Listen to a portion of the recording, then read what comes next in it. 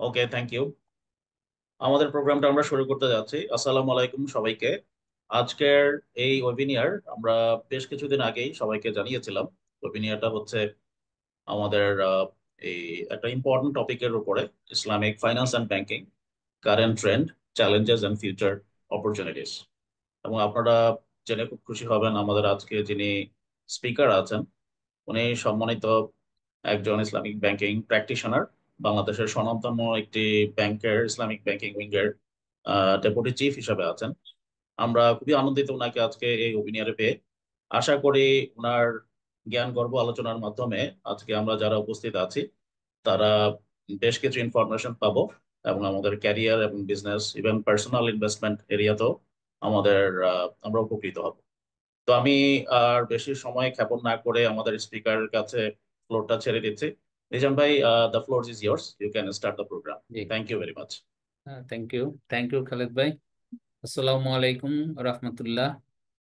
Skill hub আয়োজিত আজকের এই ওয়েবিনারে আপনারা যারা অংশগ্রহণ করেছেন সবাইকে স্বাগতম ও শুভেচ্ছা জানাচ্ছি। অ্যাকচুয়ালি অনেক ব্যস্ততা আমরা সবাই থাকি, তো আপনারাও আছেন সবাই, কিন্তু যখনই কোনো ইসলামিক ফাইন্যান্সের কোনো প্রোগ্রাম হয় সেখানে নিজেকে ইনভলভ করতে পারলে আমার আসলে ভালো লাগে। এটা আমার একটা, মনে করেন যে অনেকে বলে না ভালো লাগার জায়গা কি, তো এটা হচ্ছে আমার একটা ভালো লাগার জায়গা।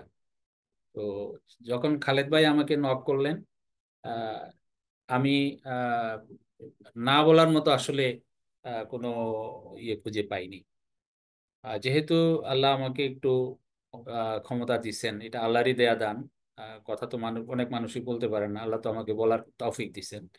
সেই জায়গাটায় আমি যদি ইসলামিক ফিনান্সের আহ, ইয়েতে আমি যদি একটু কথা বলি, প্রসারে প্রচারে কথা বলি, এবং সেতে যদি ইসলামিক ফিনান্সের কিছুটা হলো গতি বাড়ে, আমি সেই সুযোগটা সবসময় নিতে চাই। তো আজকে আমাদের যে ওয়েবিনারের যে ক্যাপশন বা হেডলাইন আমরা যেটা বলবো বা টপিক, সেটা হচ্ছে Islamic finance in Bangladesh, opportunities, challenges and future prospects. আমি এটা হলো আমি মোটামুটি ইসলামিক ব্যাংকিং এর অনেক বিষয় আমি কভার করব, যেটা এই আজকের এই স্বল্প সময়ের আহ, আলোচনায় বা সেশনে আমি চেষ্টা করব যে historical context and evolution of Islamic finance, এটা ওভারঅল ইসলামিক ফাইন্যান্সটা কিভাবে আসলো ইসলামিক ফাইন্যান্সটা, সেটা নিয়ে আমি একটু আলোকপাত করার চেষ্টা করব। Current scenario of Islamic banking and finance in the world, বিশ্বে এখন ইসলামিক ব্যাংকিং এর অবস্থাটা কি, এই বিষয়টাও আমি একটু আলোকপাত করার চেষ্টা করব।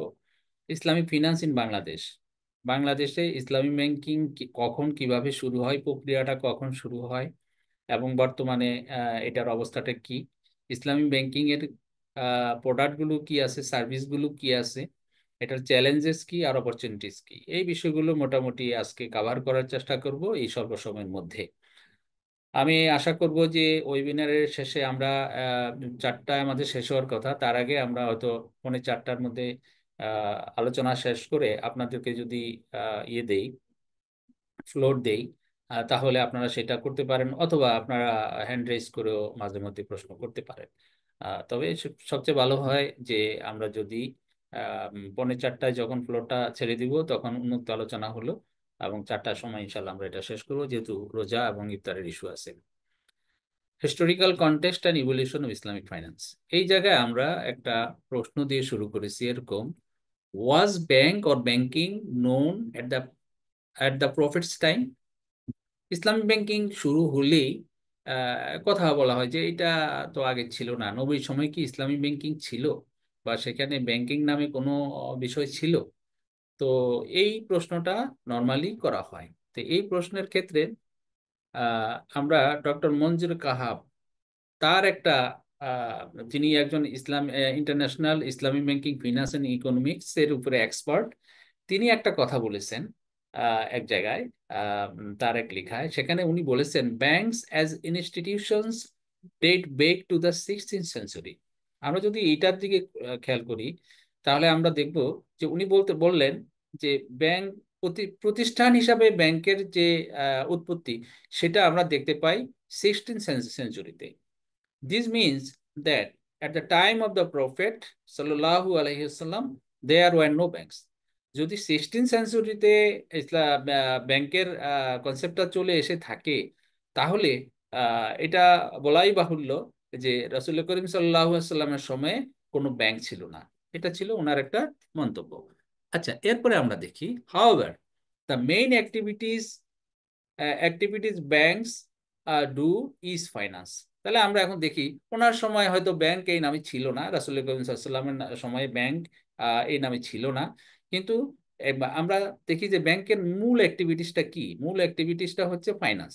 অর্থাৎ কারো যদি টাকার দরকার হয়, তাকে টাকা প্রদান করা, অথবা কারো যদি সারপ্লাস কিছু থাকে, সেটা কারো কাছে রাখা।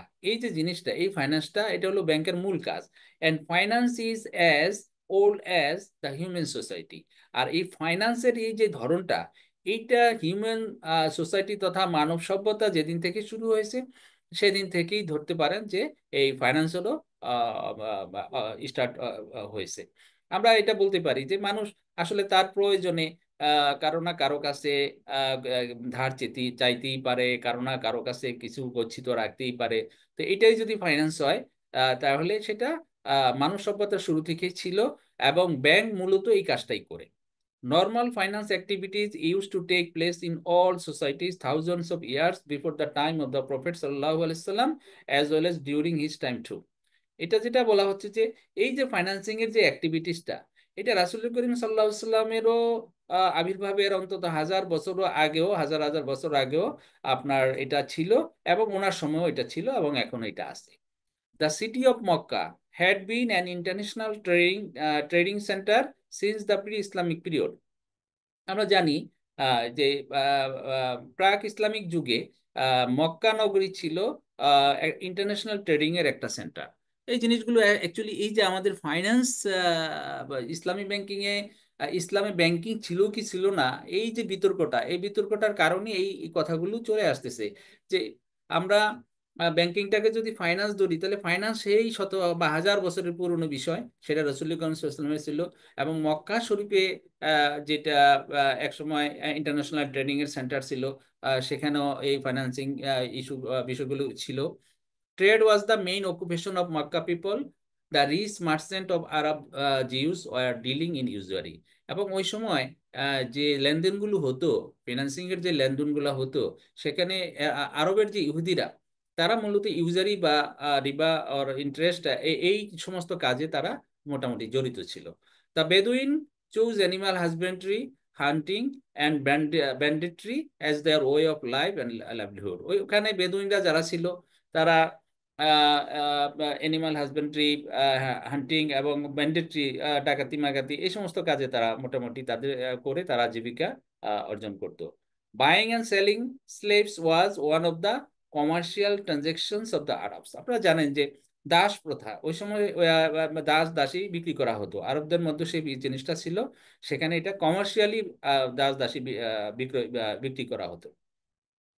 Crop and fruit production and agriculture were also occupation of the Arabs. শুধু তাই নয়, তারা ফসল ফলাতো, তারপরে আপনার ফল উৎপাদন করত, এবং কৃষিকাজও তারা মোটামুটি ওই সময় জড়িত ছিল, এবং তারা সেটা তাদের পেশাই ছিল। The Prophet sallallahu alaihi wasallam was famous as Al-Amin before receiving prophethood as the most trusted person in Makkah. আচ্ছা, নবী করিম সাল্লাল্লাহু আলাইহি ওয়াসাল্লাম তিনি নবুয়তি লাভের আগেই মক্কাতে আলামিন উপাধিতে উনি ভূষিত ছিলেন। এই আলামিনের বিশেষতার কারণে তার কাছে কিন্তু অনেক কিছুই গচ্ছিত রাখা হতো।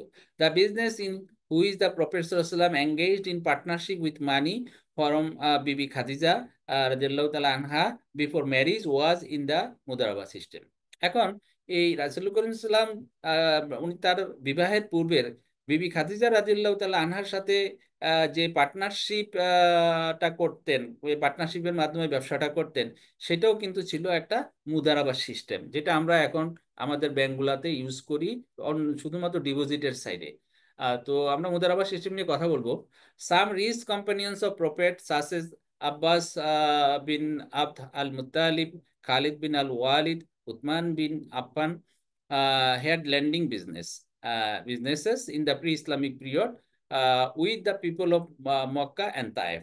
রাসূল সাল্লামের এই যে প্রখ্যাত কয়েকজন সাহাবীর নাম বলা হলো, তারা প্রাক ইসলামিক যুগে মক্কা এবং তায়েফে তারা লেন্ডিং বিজনেস করতো, লোনের লেনদেন করতো।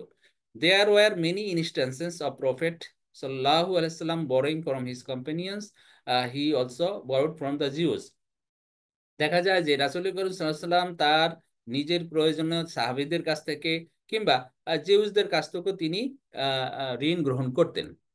From the Sunnah is the hadith that says Al Abbas ibn Abdul Muttalib used to pay money for Mudaraba and to stipulate to the Mudarib that he should not travel by sea, pass by valleys, or trade in livestock, and that the Mudarib would be liable for any losses if he did so.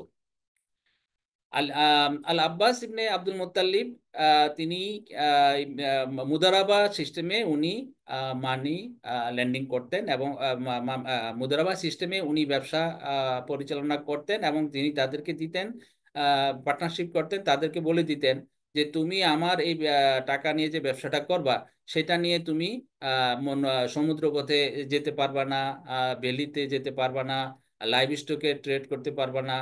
এই যে উনি কিছু restriction আরোপ করে দিতেন, restriction আরোপ করে দিয়ে তাদেরকে বলতেন যদি তুমি এই কন্ডিশনটা ফুলফিল না করো আর এর কারণে যদি কোনো লস হয় তাহলে সেই লসের ভাগিদার হবা তুমি। This conditions were brought before the prophet সাল্লাল্লাহু আলাইহি সাল্লাম এন্ড হি অ্যাপ্রুভ দেম। এই যে কন্ডিশনে উনি ব্যবসা করলেন, এই কন্ডিশনটা ভ্যালিড কিনা এটা যখন রাসূল করিম সাল্লাল্লাহু আলাইহি সাল্লামের নজরে আনা হলো, তার অ্যাপ্রুভালের জন্য পেশ করা হলো, তিনি সেটাকে অ্যাপ্রুভ করলেন। এখন আপনারা এই যে দেখেন, আমরা এই জায়গাটায় দেখি মুদারাবার আরেকটা রূপ। সেই মুদারাবার রূপটা হচ্ছে এখানে রাসূল করিম সাল্লাল্লাহু আলাইহি ওয়াসাল্লাম বিবি খাদিজার সাথে যেটা করছেন সেটা কিন্তু রেস্ট্রিক্টেড মুদারাবা ছিল না। সেটা ছিল যে উনি ওনার মতো করে ব্যবসা করবেন এবং ট্রাভেল করতে পারবেন না, সিতে যেতে পারবেন না, এই জাতীয় কোনো কন্ডিশন ছিল না। কিন্তু আহ, আল আব্বাস ইবনে আব্দুল মুত্তালিব যিনি উনি যে মুদারাবার ব্যবসাটা করতেন সেখানে কিছু রেস্ট্রিকশন ছিল, এই জন্য এই জাতীয় মুদারাবাকে বলা হয় রেস্ট্রিক্টেড মুদারাবা। যখন মুদারিবকে সাহিবাল মাল কোনো রেস্ট্রিকশন আরোপ করে কোনো ব্যবসা করার জন্য বলে মুদারাবা সিস্টেমে, তখন সেটাকে বলা হয় রেস্ট্রিক্টেড মুদারাবা। এখন আহ, প্রসঙ্গক্রমে এখানে প্রশ্ন আসতে পারে হোয়াট ইজ মুদারাবা। এই জিনিসটা যেহেতু এখানে চলে আসছে, আহ, এটা আমরা একটু আলোচনা করি না এই ফাঁকে। সেটা হচ্ছে মুদারাবা হচ্ছে একটা পার্টনারশিপ যেখানে এক পক্ষ পুঁজি প্রদান করে আর এক পক্ষ ব্যবসা পরিচালনা করে। যিনি পুঁজি প্রদান করেন, ফান্ড প্রোভাইড করেন, তাকে বলা হয় সাহিবাল মাল ও রব্বুল মাল।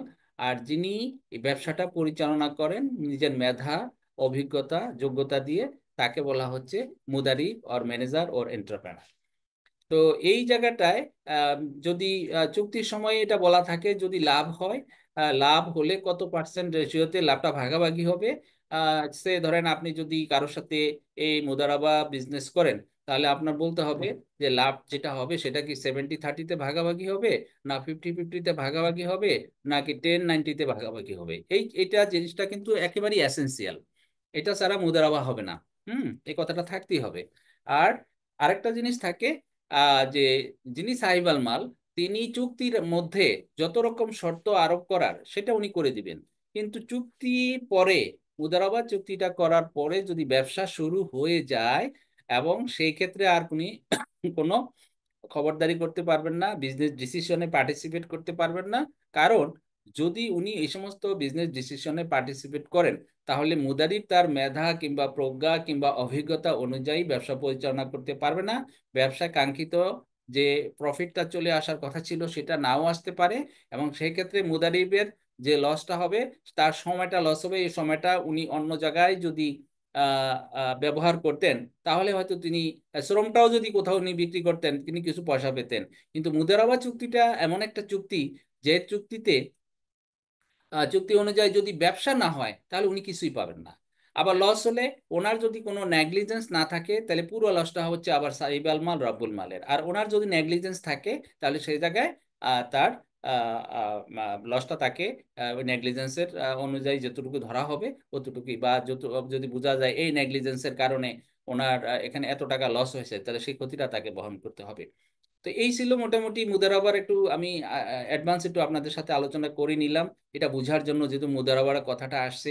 বাট আমরা আব্দুল মোত্তালিবের যে ইয়াটা দেখলাম, সিনারিওটা এখানে দেখলাম, সেটা হচ্ছে রেস্ট্রিক্টেড মুদারাবা কথা বলা হয়েছে। তো আমরা তাহলে দেখতে পাচ্ছি যে at the time there were three types of, তাহলে আমরা এই যে আলোচনাগুলো করলাম দেখেন, ওই যে নবী করিম সাল্লাহ সাল্লামের সময় কোনো ব্যাংক ছিল না, কিন্তু ব্যাংকটা কি, ব্যাংক তো আমরা নাম দিয়েছি। এখন ব্যাংকের মূল কাজটা কি, ব্যাংকের মূল কাজটা হচ্ছে ফাইন্যান্সিং। তো ফাইন্যান্সিং এর যে একটা রূপ আমরা দেখি যে ল্যান্ডিং, সেটা ছিল।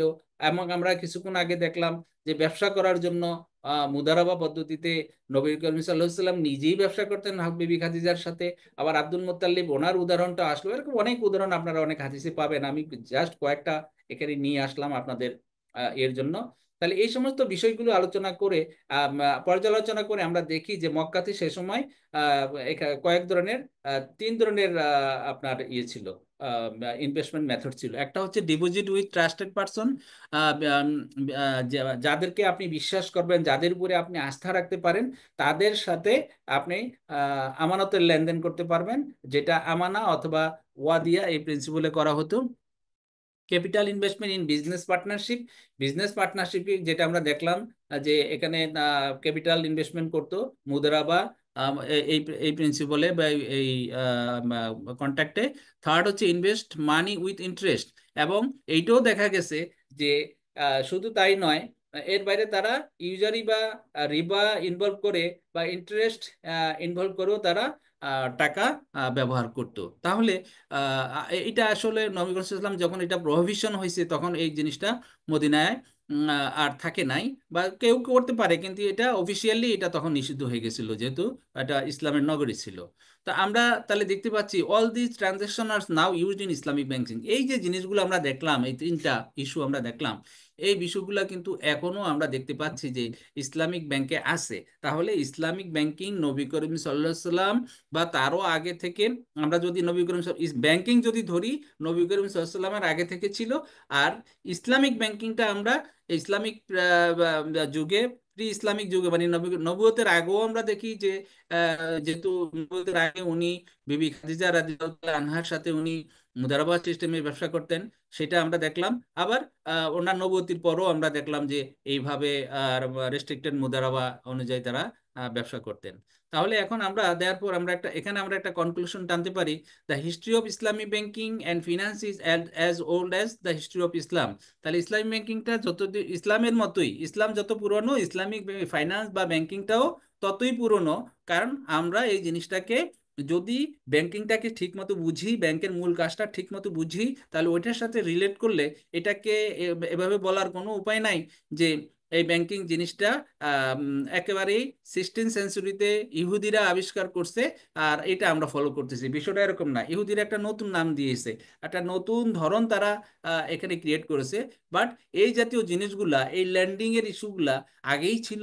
এবং আপনার নবী করিম সাল্লামের সময় এই ল্যান্ডিং এর ইস্যুগুলা শরিয়া কমপ্লায়েন্ট ওয়েতে আবার এটা চলে আসে। সুতরাং আমরা এই কনক্লুশনটা আমরা এখানে ড্র করব, the history of Islamic banking and finance is as old as the history of Islam. In early period of Islam Muslims were against the practice of interest even among the uh, আচ্ছা মুসলিম were against the practice of interest even among the non Muslims। এই যে মুসলমানরা ইসলামের প্রথম যুগে নন মুসলিমদের মধ্যেও যাতে ইন্টারেস্টের প্র্যাকটিস না হয়, এটার বিরোধিতা বিরোধিতা তারা করতো বা এটা বিরোধী ছিল। However the restriction was relaxed in the letter centuries, পরবর্তীতে বিভিন্ন শতাব্দীতে এটাকে রিল্যাক্স করা হয়। It has been reported that in Muslim Muslim lands in the middle east the Jews and Armenians were involved in banking business। তো এখানে দেখা যায় যে এই সব এরপরে অনেক শতাব্দী পরেও আমরা দেখি যে মধ্যপ্রাচ্য, মধ্যপ্রাচ্যের বিভিন্ন মুসলিম ভূমিতে আরব, ইহুদি এবং আর্মানিয়ান যারা, তারা ইসলাম ব্যাংকিং বিজনেসের সাথে জড়িত ছিল। The Dudley north operated a money lending business that offered funds to Turkish officials at a rate of interest sometimes ranging from 20 to 30%। আমরা এটাও দেখতে পাচ্ছি ইতিহাস থেকে যে ডুডলি নর্থ নামে একজন ব্যক্তি, তিনি মানি লেন্ডিংটা করতেন টার্কিশ অফিসিয়ালদেরকে, যে সাথে যে মানি লেন্ডিংটা করতেন, তার ইন্টারেস্টের রেঞ্জ ছিল 20 থেকে 30%।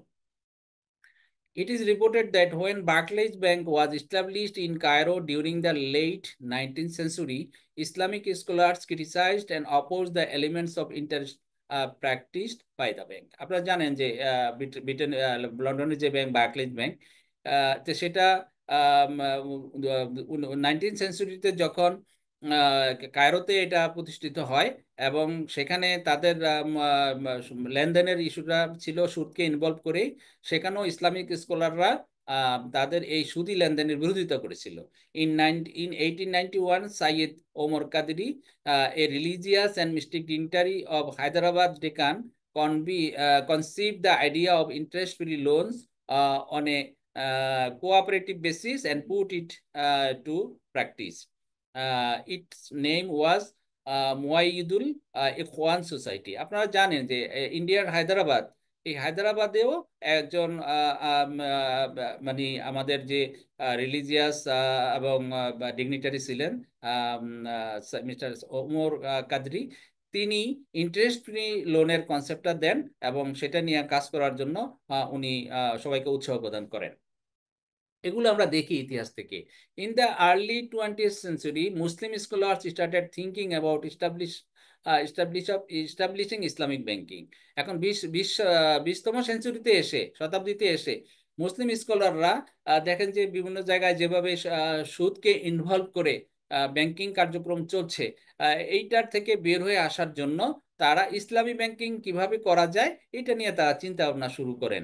A very preliminary suggestion was given by Hafni Nasib in his lecture delivered in 1908 at Darul Ulum, Cairo, on the basis of court. There would be no mention of any benefit. আচ্ছা, হাফনি নাসিব, উনি 1908 সালে মিশরের দারুল উলুমে, কায়রোতে, Cairo basis যে প্রতিষ্ঠান, সেখানে উনি cord বা ঋণ, কর্ড বা ঋণ আমরা যেটাকে বলি, কর্ড ভিত্তিক একটি মডেল উনি ওখানে ইয়ে করেন, উপস্থাপন করেন। যেই কর্ডদের এগেনস্টে আপনি কর্ড দিয়ে দিবেন, কর্ড প্রোভাইড করবেন, কিন্তু যার এগেনস্টে আপনি কোনো রকম বেনিফিট নিতে পারবেন না, ইনকাম নিতে পারবেন না, যে জিনিসটা, যে মডেলটা তিনি মুসলমানদের জন্য শরিয়া কমপ্লায়েন্ট প্রোডাক্ট হিসাবে উনি সেটা উপস্থাপন করেন। As early as 1955, Hamidullah advocated for the establishment of interest-free Islamic International Monetary Fund modeled on the IMFI। 1955 সালে আরেকজন ইসলামিক স্কলার আইএমএফ এর ভিতরে ইসলামিক ইন্টারন্যাশনাল মনিটারি ফান্ড গঠন করার প্রস্তাব দেন, যেটা হবে ইন্টারেস্ট ফ্রি বা সুদ মুক্ত। In 1963, Ahmad al-Najjar established the first Islamic bank in Egypt called Midgam or Saving House। আমরা জানি যে এই মিদগামের ইতিহাস 1963 সালে মিশরের আহমদ আল নাজ্জার, অত্যন্ত প্রখ্যাত একজন স্কলার, তিনি আপনার এই ইসলামিক ব্যাংক, মানে মিদগামর ইসলামিক ব্যাংক নামে বা মিদগামর সেভিংস হাউস নামে একটি ইসলামিক ফিনান্সিয়াল ইনস্টিটিউশন উনি প্রতিষ্ঠা করেন। এটা খুবই সাফল্য পেয়েছিল, কিন্তু পরবর্তীতে বিভিন্ন রাজনৈতিক কারণে এটা বন্ধ হয়ে যায়, কিন্তু সাফল্য পেয়েছিল এটা। Mit Ghamr saving house was close down in 1967। মাত্র 4 বছরের মাথায় এটাকে ক্লোজ করে দিতে হয় দেশি বিদেশি বিভিন্ন ষড়যন্ত্রের মধ্যে পড়ে। এর সাফল্যটা আসলে অনেকেরই পছন্দ হয়নি। Later, the Egyptian government established the Nasir Social Bank in 1971 and declared it as an interest-free commercial bank। এখন দেখেন, এই এরপরে 1971 সালে আপনার মিশরের সরকার হুম, তারা নাসের সোশ্যাল ব্যাংক প্রতিষ্ঠা করেন এবং এটাকে ইন্টারেস্ট ফ্রি কমার্শিয়াল ব্যাংক হিসাবে ঘোষণা করেন। তার মানে মিশরে যেটা 67 সালে আপনার মিদগামর সেভিংস হাউসটা বন্ধ হয়ে গেল, আবার এই মিশরই 1971 সালে মিশর সরকার কর্তৃকই, তৎকালীন সরকার কর্তৃকই আপনার আবার নাসের সোশ্যাল ব্যাংক গঠন করা হলো, যার লেনদেন হবে সম্পূর্ণরূপে interest free. Lembaga Urusan dan Tabung Has বা Tabung Hos in Malaysia was planned in August 1962 and launched on September 30, 1963 and restructured in 1968. মালয়েশিয়াতে তাবুং হজের মাধ্যমে মূলত ইসলামিক ফাইন্যান্সের যাত্রা শুরু হয়। এটা ব্যাংক ছিল না। তাবুং হজ এটা আসলে এই ছোট ছোট ডিপোজিট নিয়ে হজ যাত্রীদের বিভিন্ন রকম সুবিধার জন্য এটা করা হয়। 1962 সালে এটা করার পরিকল্পনা গ্রহণ করা হয় এবং 1963 সালে এসে এটা চালু করা হয় এবং 1968 সালে এটাকে আবার রিস্ট্রাকচার করা হয়। আমরা আরেকটা জিনিস দেখি খুবই ইন্টারেস্টিং, এটা Al Amanah Islamic Investment Bank of Philippines, formerly Philippine Amana Bank, was first established in 1973 by virtue of presidential degree। দেখেন ফিলিপাইন কোথায়, একটা নন মুসলিম কান্ট্রি, সেখানেও 1973 সালে আল আমানা ইসলামিক ব্যাংক নামে একটা ব্যাংকের প্রতিষ্ঠা লাভ করে। তো এখন এই যে এরপরে আমরা দুবাই ইসলামী ব্যাংকের কথা জানি, দুবাই ইসলামী ব্যাংকই ব্যাংকটাকেই মূলত বর্তমানে modern first modern Islamic bank হিসাবে সবাই স্বীকৃতি দেয়। তো আমরা এর মধ্যে দিয়ে দেখলাম যে ইসলামিক ব্যাংকিং এর কনসেপ্ট থেকে শুরু করে এই যে প্রতিষ্ঠা লগ্নটা, আমরা এটা দেখলাম যে এইভাবে একটার পর একটা ইসলামিক ব্যাংক আমরা প্রতিষ্ঠিত করতে বা ওয়ার্ল্ডে প্রতিষ্ঠিত হয়েছে। এবং আপনারা জেনে খুশি হবেন বর্তমানে 80টা দেশেরও বেশি, বা 80টারও বেশি দেশে এবং 665টিরও বেশি প্রতিষ্ঠান ইসলামিক বিভিন্ন কায়দায় বিভিন্ন রকমে ইসলামিক ফিনান্সিয়াল সার্ভিস প্রোভাইড করছে। আমরা এটা দেখব। আমরা এখন দেখব যে current scenario of Islamic banking and finance in the world. আমরা এই যে ডাটাটা শো করছি, এটা আপনারা, এটার ডাটার সোর্স হচ্ছে ইসলামিক ফিনান্সিয়াল সার্ভিসেস বোর্ড। তার সেটা তাদের একটা ফিনান্সিয়াল স্টেবিলিটি রিপোর্ট আছে। সেই রিপোর্টটা 2024 সালের, কিন্তু ডাটাগুলো সব হচ্ছে 2023 সালের। সেই জায়গায় আমরা দেখতে পাচ্ছি যে তারা যে ইসলামিক ব্যাংকিং এর যে অ্যাসেট গুলাকে বিভিন্ন ভাগে ভাগ করেছে। যেমন একটা হচ্ছে ইসলামিক ব্যাংকিং অ্যাসেটস, একটা হচ্ছে এই সুকুক, আর একটা হচ্ছে ইসলামিক ফান্ডস। আপনারা সুকুক জানেন, বাংলাদেশে সুকুক চালু হয়েছে, Islamic fund, mutual fund tons ওগুলা যেটা চালু করে, ইসলামিক ইন্স্যুরেন্স ইত্যাদি। এই চারটা ভাগে ভাগ করে তারা আবার এটাকে রিজিয়ন হিসাবে East Asia and the Pacific region, Europe and Central Asia, Gulf Cooperation Council, Sub Saharan Africa, South Asia, Middle East and North America, MENA এবং অন্যান্য, এইভাবে কয়েকটা সেক্টর, 1 2 3 4 5 6 7, 7টা সেক্টরে ভাগ করেছেন, 7টা রিজনে ভাগ করেছেন। ভাগ করে তারা দেখিয়েছেন যে টোটাল ইসলামিক ফাইন্যান্সের যে অ্যাসেট, তার আম, মধ্যে 70% দখল করে আছে ইসলামিক ব্যাংকিং, আর 25.16% দখল করে আছে সুকুক, আর ইসলামিক ফান্ড দখল করে আছে 3.92, আর আম, ইসলামিক ইন্স্যুরেন্স বা তাকাফুল মাত্র 0.71%, অর্থাৎ 1%ও না।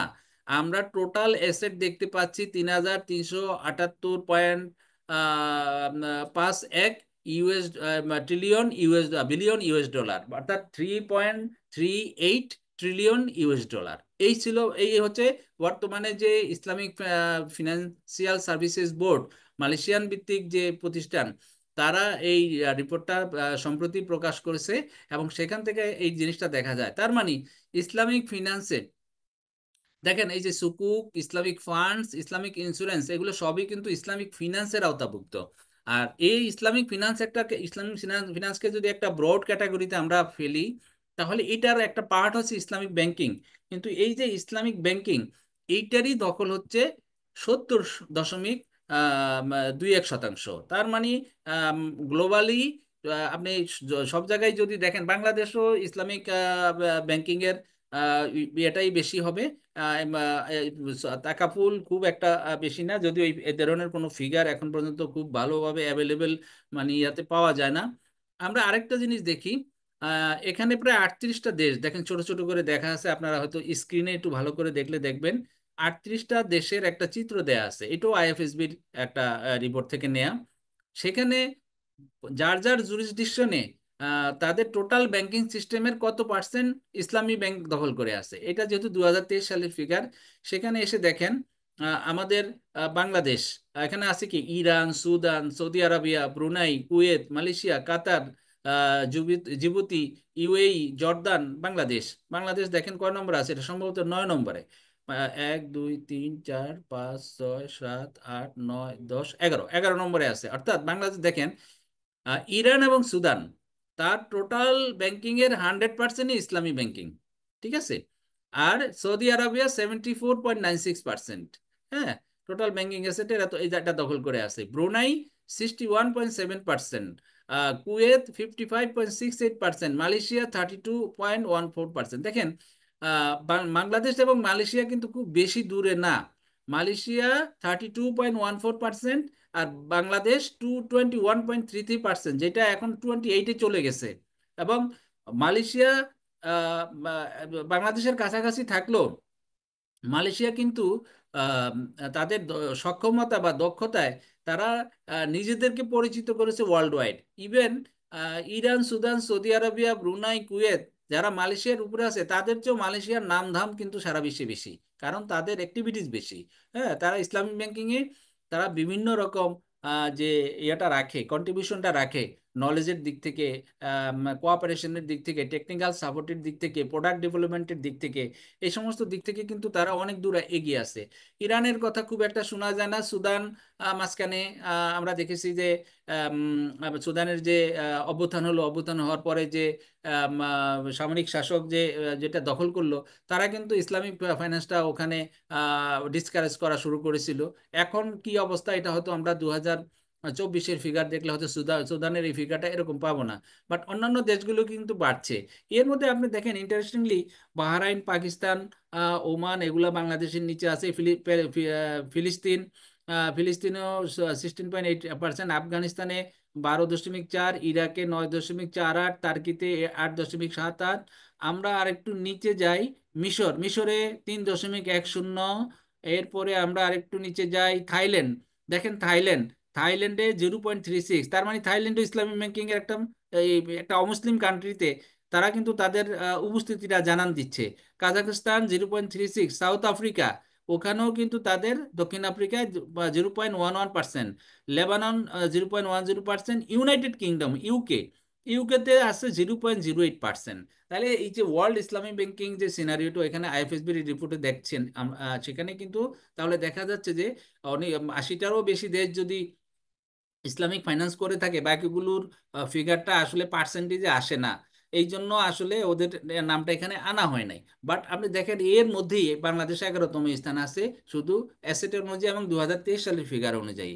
আমরা আর এখানে আরেকটা দেখি যে ইয়ার টু ইয়ার গ্রোথ, আমরা এখানে প্রথম যে রোটা সেখানে দেখা হয়েছে 2018 থেকে 2023 পর্যন্ত যে গ্রোথটা, অ্যাসেটের গ্রোথ হয়েছে এই 4 বছরে 10.72%, ফাইন্যান্সিং এর গ্রোথ হয়েছে 9.89%, ডিপোজিটের গ্রোথ হয়েছে 8.76%। আর আপনি যদি শুধু 2023-এর গ্রোথ আপনি যদি ধরেন, সেখানে অ্যাসেটের গ্রোথ হয়েছে ইসলামিক ফাইন্যান্সের 7.21%, আর ফাইন্যান্সিং এর গ্রোথ হয়েছে 7.92%, আর ডিপোজিটের গ্রোথ হয়েছে 5.97%। আমরা আরেকটা রিপোর্ট দেখি, এটা হলো ইসলামিক ডেভেলপমেন্ট ব্যাংকের আরেকটা প্রতিষ্ঠান আছে আইসিডি। তারা একটা রিপোর্ট প্রকাশ করেছে 2023 সালে। 2024-এর রিপোর্টটা এখনো আসেনি। 2023 সালের যে রিপোর্ট দেখা যায়, সেখানে তারা ah, Islamic financial development indicator score করেছে, তারা আইএফডিএ স্কোর করেছে। সেখানে তারা একটা না, যেমন আপনারা দেখেন, যদি আমার যে এটা যদি আপনাদের দৃশ্যমান হয়, সেখানে একেবারে নিচের দিকে দেখেন তারা কয়েকটা ইন্ডিকেটরকে বিবেচনায় রেখে এখানে একটা রেটিং করেছে, এটা র্যাঙ্কিং করেছে। সেই বিবেচনাগুলো কি? Financial performance, governance, sustainability, knowledge, awareness. এই যে কয়টা জিনিস, 5টা জিনিস, এই 5টা জিনিসকে তারা ইয়েতে রেখে তারা দেশগুলোর যারা ইসলামিক ফিনান্সিয়াল সার্ভিস প্রোভাইড করে তাদের একটা র্যাঙ্কিং করেছে। সেখানে 1 নম্বরে পড়েছে মালয়েশিয়া, আগে আপনি অ্যাসেটের দিক থেকে 1 নম্বরে কিন্তু চলে এসেছিল সৌদি আরব। এখন কিন্তু অ্যাসেট এই জায়গায় এসে এই 5 জিনিস বিবেচনায় রেখে তারা মালয়েশিয়াকে র্যাঙ্কিং করেছে 1 নম্বরে।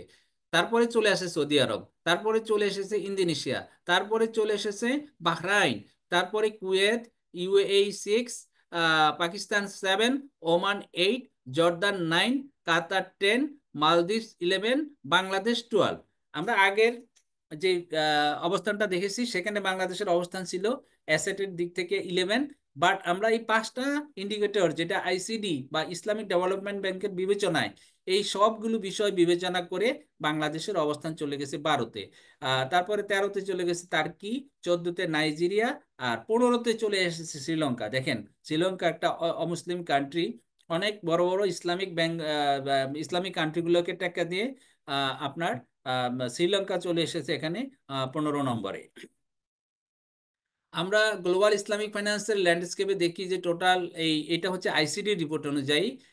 আমরা আগেরটায় দেখেছি একটু অন্য ফিগার, এখানে একটু ফিগারটা একটু ভিন্ন। যে টোটাল ইসলামিক ফাইন্যান্সের অ্যাসেটের ফিগার হচ্ছে 4.5 ট্রিলিয়ন, এটা একটু বেশি দেখাচ্ছে, এদের কাছে হয়তো ডাটা একটু বেশি ছিল। আর 2022 সালে তার গ্রোথ হয়েছে 11%। Total Islamic financial institution 1871। আলহামদুলিল্লাহ, কতগুলি প্রতিষ্ঠান দেখেন, 1871টা প্রতিষ্ঠান সারা বিশ্বে ইসলামিক ফিনান্সিয়াল সার্ভিস প্রোভাইড করছে। তার মানে দেখেন এখানে আমরা ডান দিকে যদি দেখি Islamic financial asset breakdown, Islamic banking total asset হচ্ছে 3240 বিলিয়ন US ডলার। আর সেটা তার মার্কেট শেয়ার হচ্ছে 72%, অর্থাৎ টোটাল ফাইন্যান্সিং এর 72% আমরা আগেও দেখেছি সেটা হচ্ছে ইসলামিক ব্যাংকিং দখল করে আছে। আর এটার সার্ভিস প্রোভাইড করছে 610টা প্রতিষ্ঠান টোটাল, মানে ব্যাংকিং শুধু, অনলি ব্যাংকিং। আমরা যদি ইসলামিক ফিনান্স বলি, ব্যাংকিং ছাড়া তাকাপুল আছে, সুকুক আছে, ইসলামিক ফান্ডস আছে। তো এই জিনিসগুলা মিলিয়ে তাকাপুল আছে 2%, OIFIS আছে 4%, সুকুক আছে 788 বিলিয়ন US ডলার, আর শেয়ার হচ্ছে 17%, ইসলামিক ফান্ডস হচ্ছে 220 ডলার, আর শেয়ার হচ্ছে 5%। টোটাল আমরা দেখতে পাচ্ছি ইসলাম এই 1871টা ইসলামিক ফিনান্সিয়াল প্রতিষ্ঠান আমরা দেখলাম যে এখানে তারা ইসলামিক ব্যাংকিং সার্ভিস প্রোভাইড করছে। আর এসেটের দিক থেকে এরা যেটা করেছে, এরা অ্যাসেটের দিক থেকে টপ যে কটা কান্ট্রি এখানে 9টা কান্ট্রিকে নিয়ে এসেছে, সেখানে প্রথম ইরান চলে এসেছে এদের হিসাবে। 1522 US ডলার এদের হিসাবে 2022 সালের এটা ফিগার। এটা আমরা আগেরটা দেখেছি 2023, সেখানে গিয়ে হয়তো ওই জিনিসটা এদিক সেদিক হয়েছে। তো আমরা এই ফিগারগুলো দেখি, বিভিন্ন ফিগারগুলো দেখি আমরা একটা চিত্র পেতে পারি। সৌদি আরবিয়া 1017, মালয়েশিয়া 3 নম্বরে, UAE আপনার 277 বিলিয়ন ডলারে তারা তারা 4 নম্বরে, কুয়েত 5 নম্বরে 208 বিলিয়ন ডলার, তারপরে কাতার 179 বিলিয়ন ডলার, আর Indonesia 148 billion dollar, Bahrain 112 billion dollar. এখানে বাংলাদেশের নামটা আসেনি, কিন্তু পরেরটায় দেখেন এটা হচ্ছে ফিনান্স, টোটাল ফিনান্সটাকে ধরে, অর্থাৎ ব্যাংকিং, ইন্স্যুরেন্স সহ সব কিছু মিলে। আবার শুধু ব্যাংকিং অ্যাসেট যদি ধরেন তখন আবার বাংলাদেশ আছে এখানে। বাংলাদেশ সম্ভবত 9 নম্বরে, ইরান 1 2 3 4 5 6 7 8 9 নম্বরে। এখানে ফার্স্ট, এখানেও প্রথম ইরান। আগে তো আমরা দেখেছি ইরান, এখানেও প্রথম ইরান, দ্বিতীয়টা সৌদি আরবিয়া, 4 নম্বরে মালয়েশিয়া, 5 নম্বরে আরব আমিরাত, 6 নম্বরে, 4 নম্বরে আরব আমিরাত, 6 নম্বরে কুয়েত, 7 কাতার, 8 বাহরাইন, তার্কি, 9 বাংলাদেশ, 10 ইন্দোনেশিয়া 11তে। তো এই দেখেন এই হচ্ছে বর্তমানে ইসলামিক ফিনান্সের এই যে ল্যান্ডস্কেপটা। তো গভর্নেন্সের দিক থেকে যদি বলি, সেখানে রেগুলেশন আছে এরকম, মানে আইন কানুন আছে ইসলামিক ব্যাংকিং এর জন্য। সারা বিশ্বে মোট 52টা প্রতিষ্ঠান আছে যারা ইসলামী ব্যাংকিং এর আইন কানুন তারা জারি করেছে। অ্যাকাউন্টিং ও অডিটিং যারা চালু করেছে এরকম 32টা দেশ আছে। স্পেসিফিক শরিয়া গভর্নেন্স আছে 36টা দেশের, তাকাপুল আছে 37টা দেশের, সুকুক আছে 31টা দেশের, ইসলামিক ফান্ডস আছে 13টা, এগুলো তো আইন কানুন। ফিনটেক আছে 55, আর সেন্ট্রালাইজ শরিয়া কমিটি প্রেজেন্স আছে 20টা দেশে। তো এই ছিল মোটামুটি ওয়ার্ল্ডের চিত্র। তো আমরা এতক্ষণ ধরে প্রথমে আমরা ওয়ার্ল্ডে ইসলামী ব্যাংকিং বিশেষ করে কিভাবে আসলো, কারা কারা ইসলামিক ব্যাংকিং করছে এরকম একটা চিত্র পেলাম। এবং সেক্ষেত্রে আমরা বাংলাদেশ কোথায় আছি সেটাও আমরা দেখলাম, যে বাংলাদেশ একেবারে খারাপ অবস্থা নাই। তবে বাংলাদেশের যে জনঘনত্ব, বাংলাদেশের যে মুসলিম জনগোষ্ঠীর সংখ্যা অনুপাতে এখনো যে বাংলাদেশ খুব একটা ভালো পর্যায়ে গেছে বা ভালো একটা অবস্থান দখল করেছে, সেটা কিন্তু বলা যাচ্ছে না। আমরা এটা পরবর্তীতে যেই স্লাইডগুলো আছে ওখানে আবার কিছু কথা আমরা বলবো। এবার আমরা বাংলাদেশের ইসলামিক ফিনান্স নিয়ে একটু কথা বলি। যেহেতু এটা ইসলামিক ফিনান্সের একটা ওয়েবিনার, এখানে আমরা ইতিহাস নিয়ে একটু কথা বলার চেষ্টা করছি। বাংলাদেশে যে ইসলামিক ফিনান্সটা এলো কিভাবে, বা ব্যাংকিংটা যে শুরু হলো এটা কিভাবে হলো, এটা নিয়ে আমরা একটু আলোচনা করব সংক্ষেপে। এখানে প্রথমে আমরা যে জিনিসটা দেখব যে ইসলামিক ব্যাংকিং এর ব্যাপারে গভর্নমেন্টের পলিসিগুলো কি ছিল, বা এটা কি একটা একটা একটা যে কোনো জিনিসই চালু করতে গেলে সরকারের একটা দৃষ্টিভঙ্গি লাগে, সরকারের একটা ইনিশিয়েটিভ লাগে, সরকারের একটা কোঅপারেশন লাগে। তো সেই ক্ষেত্রে আজকে এই যে ইসলামিক ব্যাংকিং চালু হয়ে গেছে, গভর্নমেন্টের যদি এই সহযোগিতা, এই ইনিশিয়েটিভ না থাকতো তাহলে কিন্তু আমরা ইসলামিক ব্যাংকিং দেখতাম না। কারণ ওই যখন ইসলামিক ব্যাংকিং চালু হয় তখন একই সময়ে কিন্তু মানে বেসরকারি ব্যাংকও চালু হয়।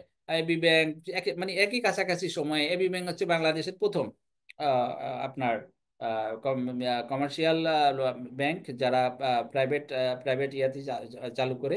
এরপরে ধরেন আইএফএসসি, তারপরে ধরেন ইসলামী ব্যাংক, এই ব্যাংকগুলা কিন্তু একেবারে কাছাকাছি সময় চলে আসছে।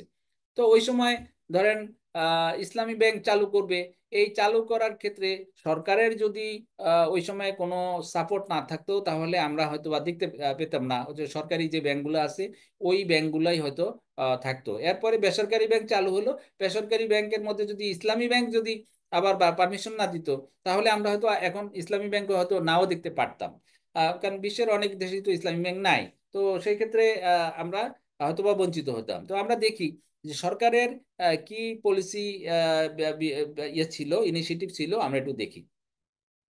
In August 1974, Bangladesh signed Charter of IDB in the Finance Minister Conference of OIC held in Jeddah. আপনি জানেন 1974 সালে জেদ্দাতে ওআইসি ফাইন্যান্স মিনিস্টারদের একটা কনফারেন্স হয়, সেখানে একটা আইডিবি চার্টার আপনার সাইন করতে হয়।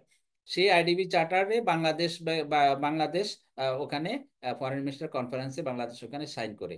According to charter, IDB will provide technical assistance including training towards establishment Islamic banking. ওই চার্টারই বলা ছিল যে আইডিবি কি করবে, আইডিবি ইসলামিক ব্যাংকিং এর ইস্টাবলিশমেন্টের ক্ষেত্রে বা ডেভেলপমেন্টের ক্ষেত্রে তারা ট্রেনিং সহ বিভিন্ন ধরনের টেকনিক্যাল অ্যাসিস্ট্যান্স প্রোভাইড করবে।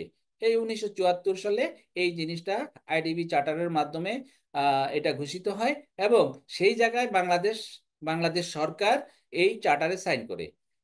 In 1978, Bangladesh participated Islamic Foreign Ministers Conference held at Dakar, Senegal, where it was recommended that members of the OIC will make systematic efforts to establish Islamic banking gradually.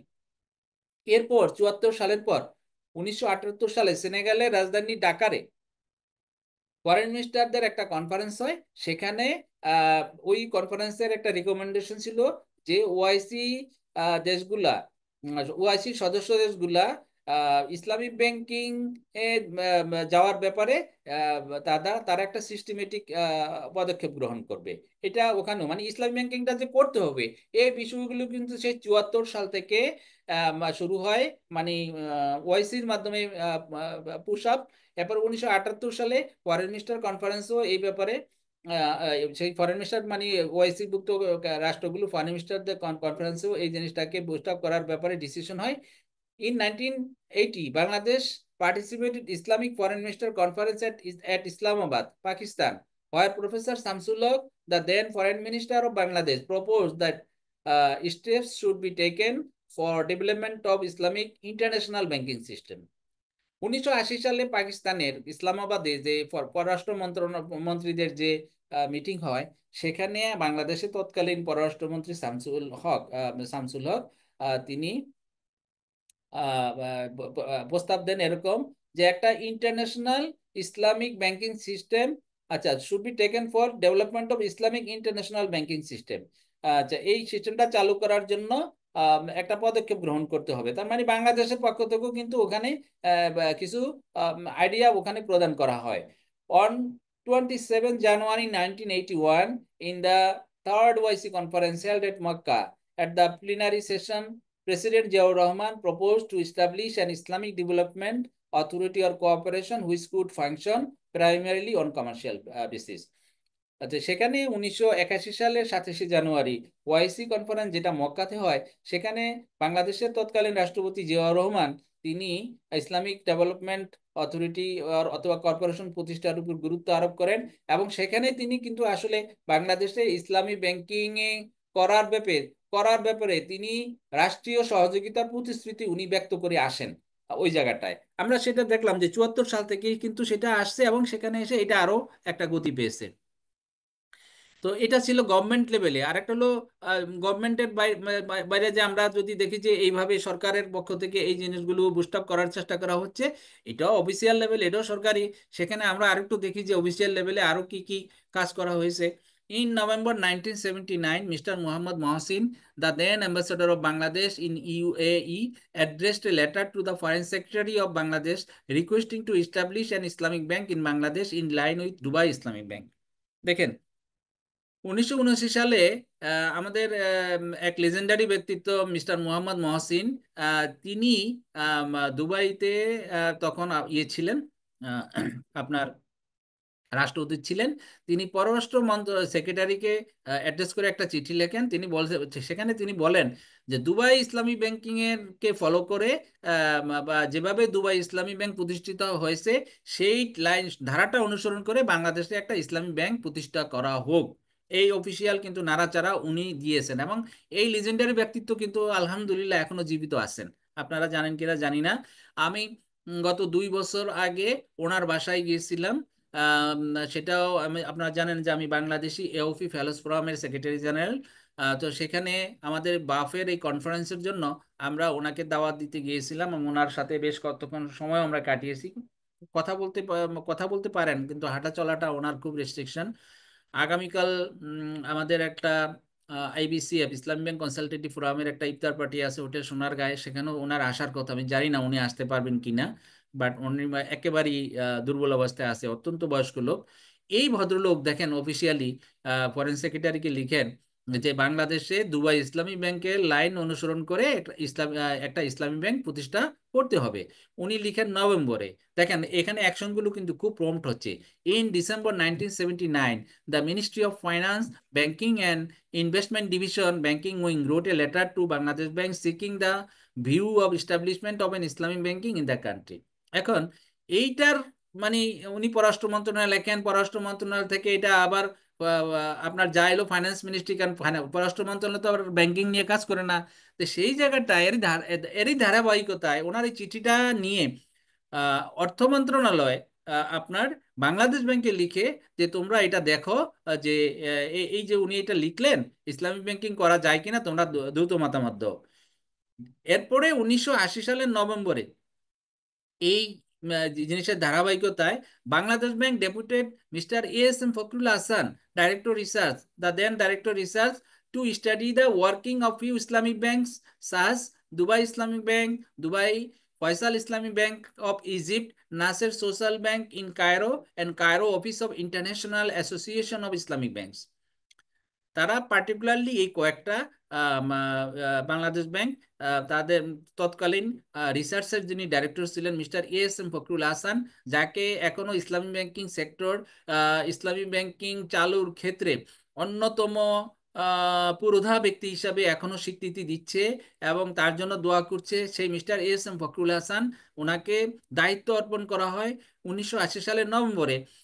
উনি দেখেন আমরা পরবর্তীতে দেখব ওনাকে নভেম্বরে দেয়, এবং উনি 2 মাসের মাথায় কিন্তু উনি রিপোর্ট দেন। তো ওনাকে দায়িত্বটা কি দেয়?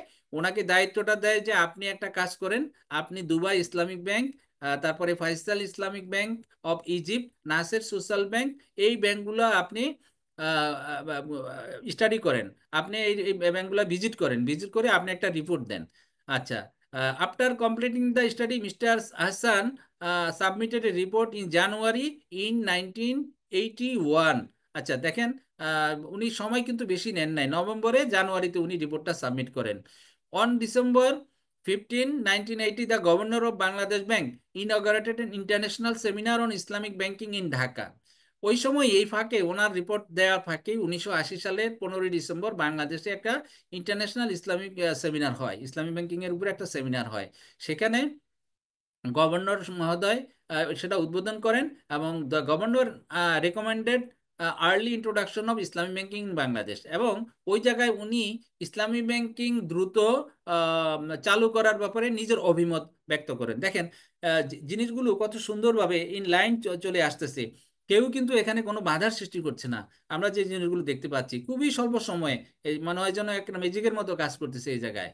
On 18 and 19 March 1981, BIBM arranged a seminar on Islamic banking। এর মধ্যেই 1981 সালের মার্চ মাসের 18 এবং 19 তারিখে বিআইবিএম ইসলামিক ব্যাংকিং উপর একটা সেমিনার হয়।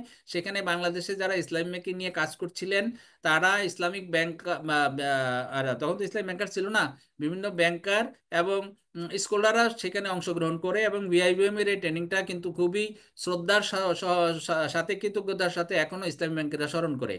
In March 1981, Governor of Bangladesh Bank attended a meeting of governors of central banks and monetary agencies of the member states of OIC countries held at Khartoum to consider a report on the promotion, regulation and supervision of Islamic banks। এটাও আমরা দেখি যে আমাদের বাংলাদেশ ব্যাংকের governor 1981 সালের মার্চে খার্তুমে যে একটা মিটিং হয়, সেখানে ইসলামী ব্যাংকিং এর প্রমোশন, রেগুলেশন এন্ড সুপারভিশনের ব্যাপারে যে একটা ডিসিশন হয়, সেখানে উনি ওখানে উপস্থিত ছিলেন। In April 1981, Ministry of Finance wrote a letter to Bangladesh Bank advising to undertake an experiment in the matter of Islamic banking by opening a counter and maintaining separate ledgers in every urban and rural branches of NCBs in line with Pakistan। দেখেন এইটা হচ্ছে একটা most, মানে কি বলবো, অত্যন্ত একটা গুরুত্বপূর্ণ একটা ডিসিশন ছিল, যদিও এটা তখন বাস্তবায়িত হয় নাই, বা ডিসিশনটা ছিল। অর্থাৎ ঘটনা পরম্পরা এত দ্রুত আগায় যে আসলে ইসলামী ব্যাংকিং বাস্তবায়িত হয়েছে, কিন্তু এই জিনিসগুলো কিন্তু প্রত্যেকটাই একটা প্রভাবক হিসেবে কাজ করছে। এখানে কি ছিল, এখানে মিনিস্ট্রি অফ ফাইন্যান্স বাংলাদেশ ব্যাংকের গভর্নর মহোদয়কে অ্যাডভাইস করলো যে সরকারি ব্যাংকগুলার যে ব্রাঞ্চগুলো আছে, প্রত্যেকটা আরবান এবং রুরাল এরিয়াতে একটা করে কাউন্টার খোলা হোক, যেটা আমরা এখন উইন্ডো হিসাবে বিভিন্ন ইসলামী ব্যাংকের উইন্ডো আমরা দেখছি কনভেনশনাল ব্যাংকে। এই আইডিয়া কিন্তু তখনই এসেছে সেই 81 সালে। ইসলামী ব্যাংকিং উইন্ডোর আইডিয়া কিন্তু এখন না। আমাদের যে বর্তমানে আইবিসিএফ এর যে চেয়ারম্যান মান্নান স্যার, ইসলামী ব্যাংকের এক্স এমডি, উনি কিছুদিন আগে বাংলাদেশ ব্যাংক যে গাইডলাইন, সরি গাইডলাইন নয়, ইসলাম ব্যাংকিং অ্যাক্ট যে উনি ড্রাফট প্রণয়ন করলো, সেখানে তাদের একটা প্রস্তাব ছিল উইন্ডো বন্ধ করে দেওয়ার। তো ওইটা নিয়ে আলোচনা করতে গিয়ে মান্নান স্যার বললেন যে ইসলামী ব্যাংকিংটাকে ফ্লারিশ করার জন্য, সামনে এগিয়ে নেওয়ার জন্য এই প্রস্তাব তখন তো সরকারের পক্ষ থেকে এসেছিল, এবং সেই জিনিসটা তখন কার্যকর না হইলেও এটা কিন্তু একটা ভালো গতি দিয়েছিল ইসলামী ব্যাংকিং কার্যক্রমটাকে এগিয়ে নিয়ে যাওয়ার জন্য। যেটা 81 সালে যে ধারণাটা দেওয়া হয়েছিল, সেটা এসে 2008 সালে এই উইন্ডোর ধারণাটা বাস্তবায়িত হয় মূলত। যাই হোক, তো সেখানে বলা হচ্ছিল যে তারা একটা কাউন্টার করবে, প্রত্যেকটা ব্যাংকে একটা কাউন্টার করবে, এবং সেই কাউন্টার মাধ্যমে ইসলামী ব্যাংকিং এর সার্ভিস প্রোভাইড করবে, এবং ইসলামী ব্যাংকিং এর এই যে লেনদেনগুলা আলাদাভাবে আলাদা লেজারে তাদেরকে সংরক্ষণ করতে হবে। In the same month, Bangladesh Bank arranged a meeting regarding the letter and decided to introduce Islamic counter only in the branches of metropolitan cities and district towns immediately। এই ধারাবাহিকতায় বাংলাদেশ ব্যাংক এটাকে আবার একটু রিভিউ করে তারা বললো যে না, আমরা প্রাইমারিলি সব ব্রাঞ্চে না, আমরা মেট্রোপলিটন সিটি এবং ডিস্ট্রিক্ট শহরগুলোতে আমরা ইসলামিক ব্যাংকিং কাউন্টার আমরা স্থাপন করব। যাই হোক, এটা পরবর্তীতে হয় না। এর মধ্যে আপনার আরো অনেক ঘটনা ঘটে, যেই জিনিসগুলো আমি পুরোপুরি আনি নাই, কারণ এটা ইতিহাস তো অনেক বড়। During October 26 to November 24, 1981, Sonali Bank Staff College arranged a 30 days long full-time training course on Islamic banking। ওই সময় অ্যাকচুয়ালি এই একটা কথা আসছিল যে তোমরা যে ইসলামী ব্যাংকিং শুরু করতে চাও, বা আমরা যে চাচ্ছি, আমাদের জনবল আছে কিনা, তো এই জনবল কোত্থেকে আসবে। তখন সোনালী ব্যাংক স্টাফ কলেজের প্রিন্সিপাল ছিলেন আমাদের মরহুম এম আজিজুল হক, যাকে বাংলাদেশে ইসলাম ব্যাংকিং এর অন্যতম পুরোধা ব্যক্তি হিসাবে আমরা জানি এবং চিনি। তিনি তখন ইনিশিয়েটিভ নিলেন সোনালী ব্যাংকের ওখানে। সেখানে তারা 30 দিন ব্যাপী ফুল টাইম ট্রেনিং কোর্স চালু করলেন ইসলামী ব্যাংকিং এর উপরে। Same training nature of training was held at Sonali bank staff college from January 18 to 30, 82 সালেও একই ধরনের একটা ট্রেনিং এর আয়োজন করে সোনালী ব্যাংক স্টাফ কলেজ। এবং এই Sonali bank staff College human capital ডেভেলপমেন্টের ক্ষেত্রে একটা মারাত্মক ভূমিকা পালন করে ওই সময়ে, যেহেতু ওই সময়ে অন্য কোনো প্রতিষ্ঠান আর ছিল না এটাকে এগিয়ে নেওয়ার জন্য। এবং এই ক্ষেত্রে জনাব আজিজুল হকের ভূমিকা অবশ্যই আমরা শ্রদ্ধার সাথে স্মরণ করি। Bangladesh Islamic Bankers Association arrange some courses on Islamic banking during the March to December 1982। এর মধ্যে দেখেন, এই যে Bangladesh Islamic Bankers Association, Islamic banker তো ছিলই না, বাট এর মধ্যে যারা আগ্রহী এরা মিলে আজিজুল হক স্যার এবং হান্নান স্যারের নেতৃত্বে তারা ইসলামিক ব্যাংকার্স অ্যাসোসিয়েশন বিবা একটা বানিয়ে ফেললো। এবং তারা একটা ট্রেনিং এর আয়োজন করলো। বিবার তখন স্লোগান ছিল, যেটা আমি এখানে উল্লেখ করি নাই, বিবা ফর এলিমিনেটিং রিবা, RIBA। তার মানে বিবাদ প্রতিষ্ঠা হয়েছে রিবাটাকে দূর করার জন্য। সেখানেও তারা এই ট্রেনিং এ 211 জন senior officer, mid level officer অংশগ্রহণ করছে, তাদেরকে ট্রেন্ড আপ করে। বাংলাদেশ ইসলাম, আচ্ছা এটা বললাম। ফাইনালি ইসলামী ব্যাংকিং এর এই যে এত কিছু, এর মধ্যে আরো অনেক ঘটনা ঘটে। লোকাল এন্টারপ্রেনাররা একত্রিত হয়, স্কলাররা একত্রিত হয়। এখানে শ্রদ্ধার সাথে স্মরণ করতে হয় বায়তুল শরবের তৎকালীন পীর সাহেব, ওনাকে। উনি এই ক্ষেত্রে মারাত্মক, মানে খুবই ক্রুশিয়াল ভূমিকা পালন করছেন। ওনার নামটা এই মুহূর্তে আমার মনে আসছে না কেন। আচ্ছা, বায়তুল শরব। তারপরে আছে আপনার মাওলানা আব্দুর রহিম সহ এই যে ইসলামিক স্কলাররা, ওনারা এই বিষয়ে মারাত্মক ভূমিকা পালন করেন। আরো অনেক স্কলার ছিলেন। আবার এন্টারপ্রেনার হিসাবে যাদেরকে ইসলামী ব্যাংকে আপনারা প্রথম দিকে দেখেছেন, তারা একত্রিত হন। একত্রিত হয়ে তারা মূলত ইসলামী ব্যাংকিং করার জন্য বাংলাদেশ ব্যাংকের যে ইয়ে পান, এটা পাওয়ার পরে তারা ক্যাপিটাল রেজ করেন। এই সব কর্মকাণ্ডগুলো আমি এখানে নিয়ে আসি নাই সময় স্বল্পতার কারণে। সেই জায়গাটার পরে ফাইনালি 1983 সালে ইসলামী ব্যাংক বাংলাদেশের মাধ্যমে বাংলাদেশে ইসলামী ব্যাংকিং এর যাত্রা শুরু হয়। এটা ছিল মোটামুটি একেবারে সংক্ষেপে ইসলামী ব্যাংকিং এর ইয়ে। এটা আমরা দেখি যে এটা ইসলামী ব্যাংক বাংলাদেশের, এটা আমি ডেইলি স্টার থেকে এই এটা নিয়েছি, আমার ভালো লেগেছিল, সুন্দর, এই জন্য নিয়ে এসেছি। এখানে মোট 8টা ব্যাংক আছে, যদিও ফুল প্লেজ ব্যাংক এখন 10টা, স্ট্যান্ডার্ড ব্যাংক বাদ পড়েছে, আর আইসিবি ইসলামী ব্যাংক বাদ পড়েছে। সেটা হচ্ছে যে 40 বছরে আপনার যে এই যে বাংলা, তখন 40 বছরের সময় এই জিনিসটা ইয়ে করেছে, তো বা প্রকাশ করেছে ডেইলি স্টার। তখন সেখানে দেখা যায় যে 1983 সালে IBBL প্রতিষ্ঠিত হয়। তারপরে আলবারাকা 1987 সালে যেটা আসে, এটাই তো আইসিবি ইসলামী ব্যাংক। আচ্ছা, তারপরে আসে SIBL, তারপরে আসে শাহজালাল ইসলামী ব্যাংক, এক্সিম ব্যাংক, তারপরে ফার্স্ট সিকিউরিটি ইসলামী ব্যাংক, তারপরে শরিয়া ইউনিয়ন ব্যাংক, তারপরে আসে গ্লোবাল ব্যাংক, এরপরে আছে স্ট্যান্ডার্ড ব্যাংক। এই জাতীয় মোট 10টা ব্যাংক এখন আমাদের এখানে ইসলামিক ব্যাংকিং ফাইন্যান্স প্রোভাইড করছে। তো এই ছিল ইতিহাস।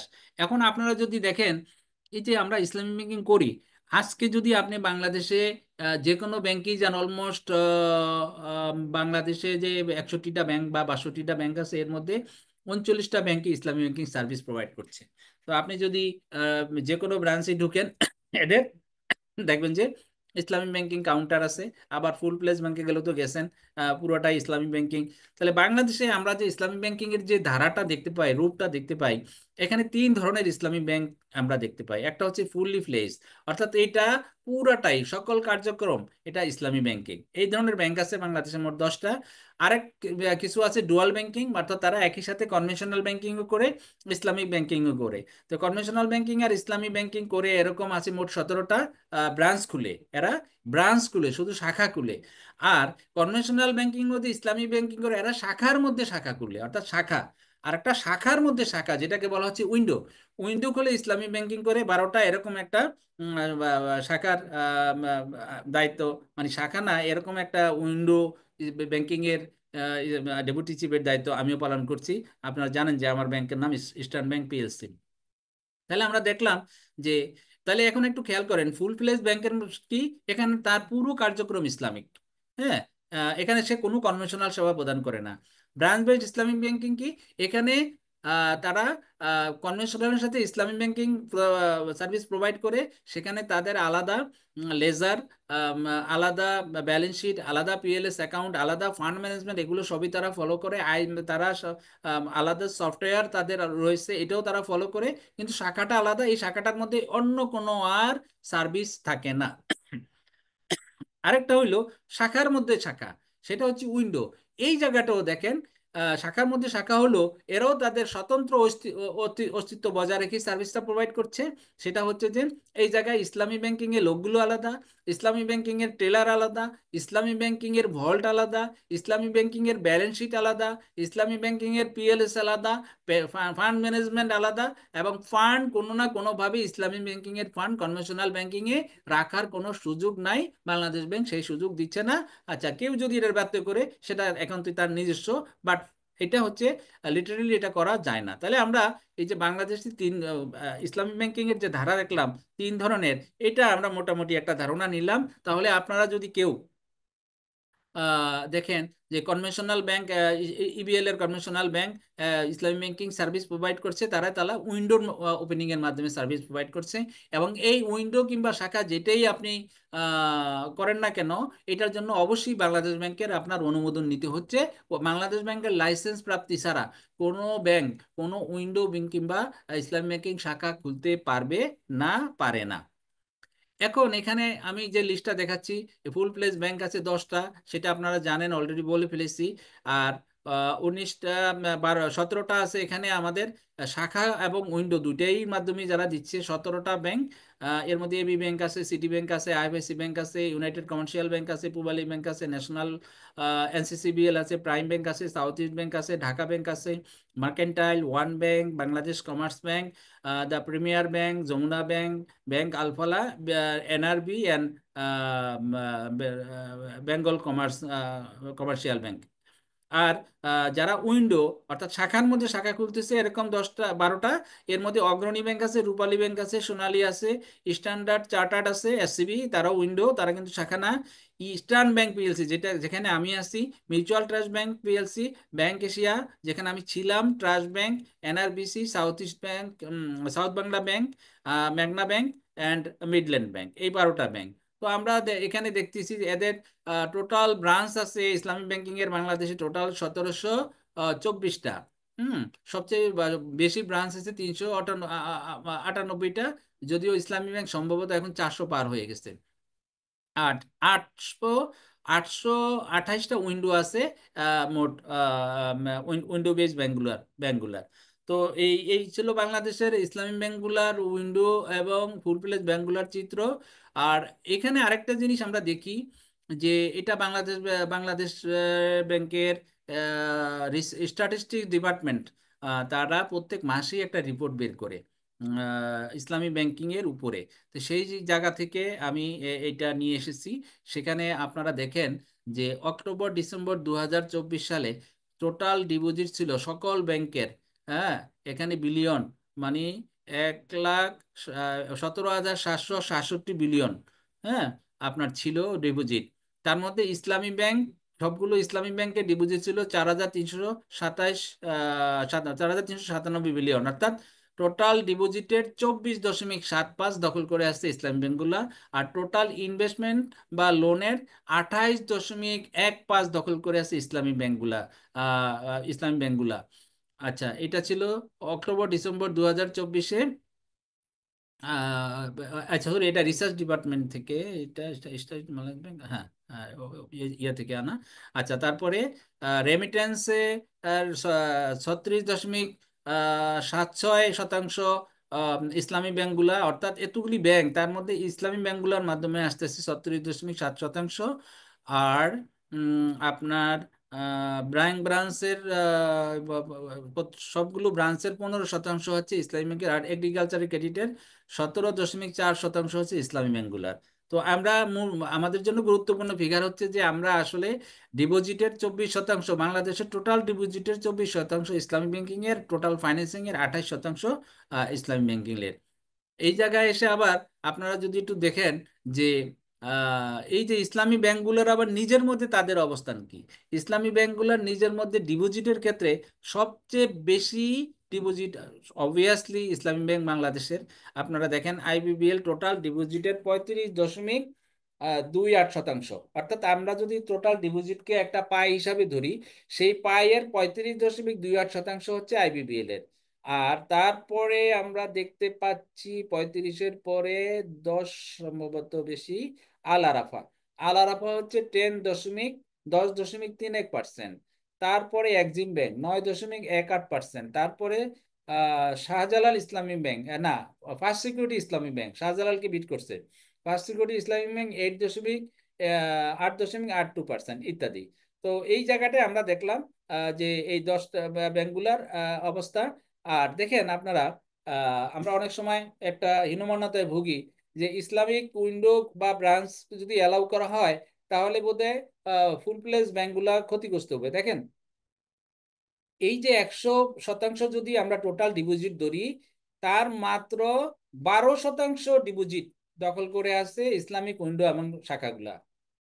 তার 12 মানে 88% কিন্তু ফুল প্লেজ ব্যাংকগুলা। আজকে কতদিন ধরে এগুলো ব্যাংকিং করছে, তারপরে কিন্তু খুব বেশি যে অ্যাট্রাক্ট করতে পারছে তা না। হ্যাঁ। তো এই জায়গাটা, এই ভীতিটা কিন্তু অমূলক।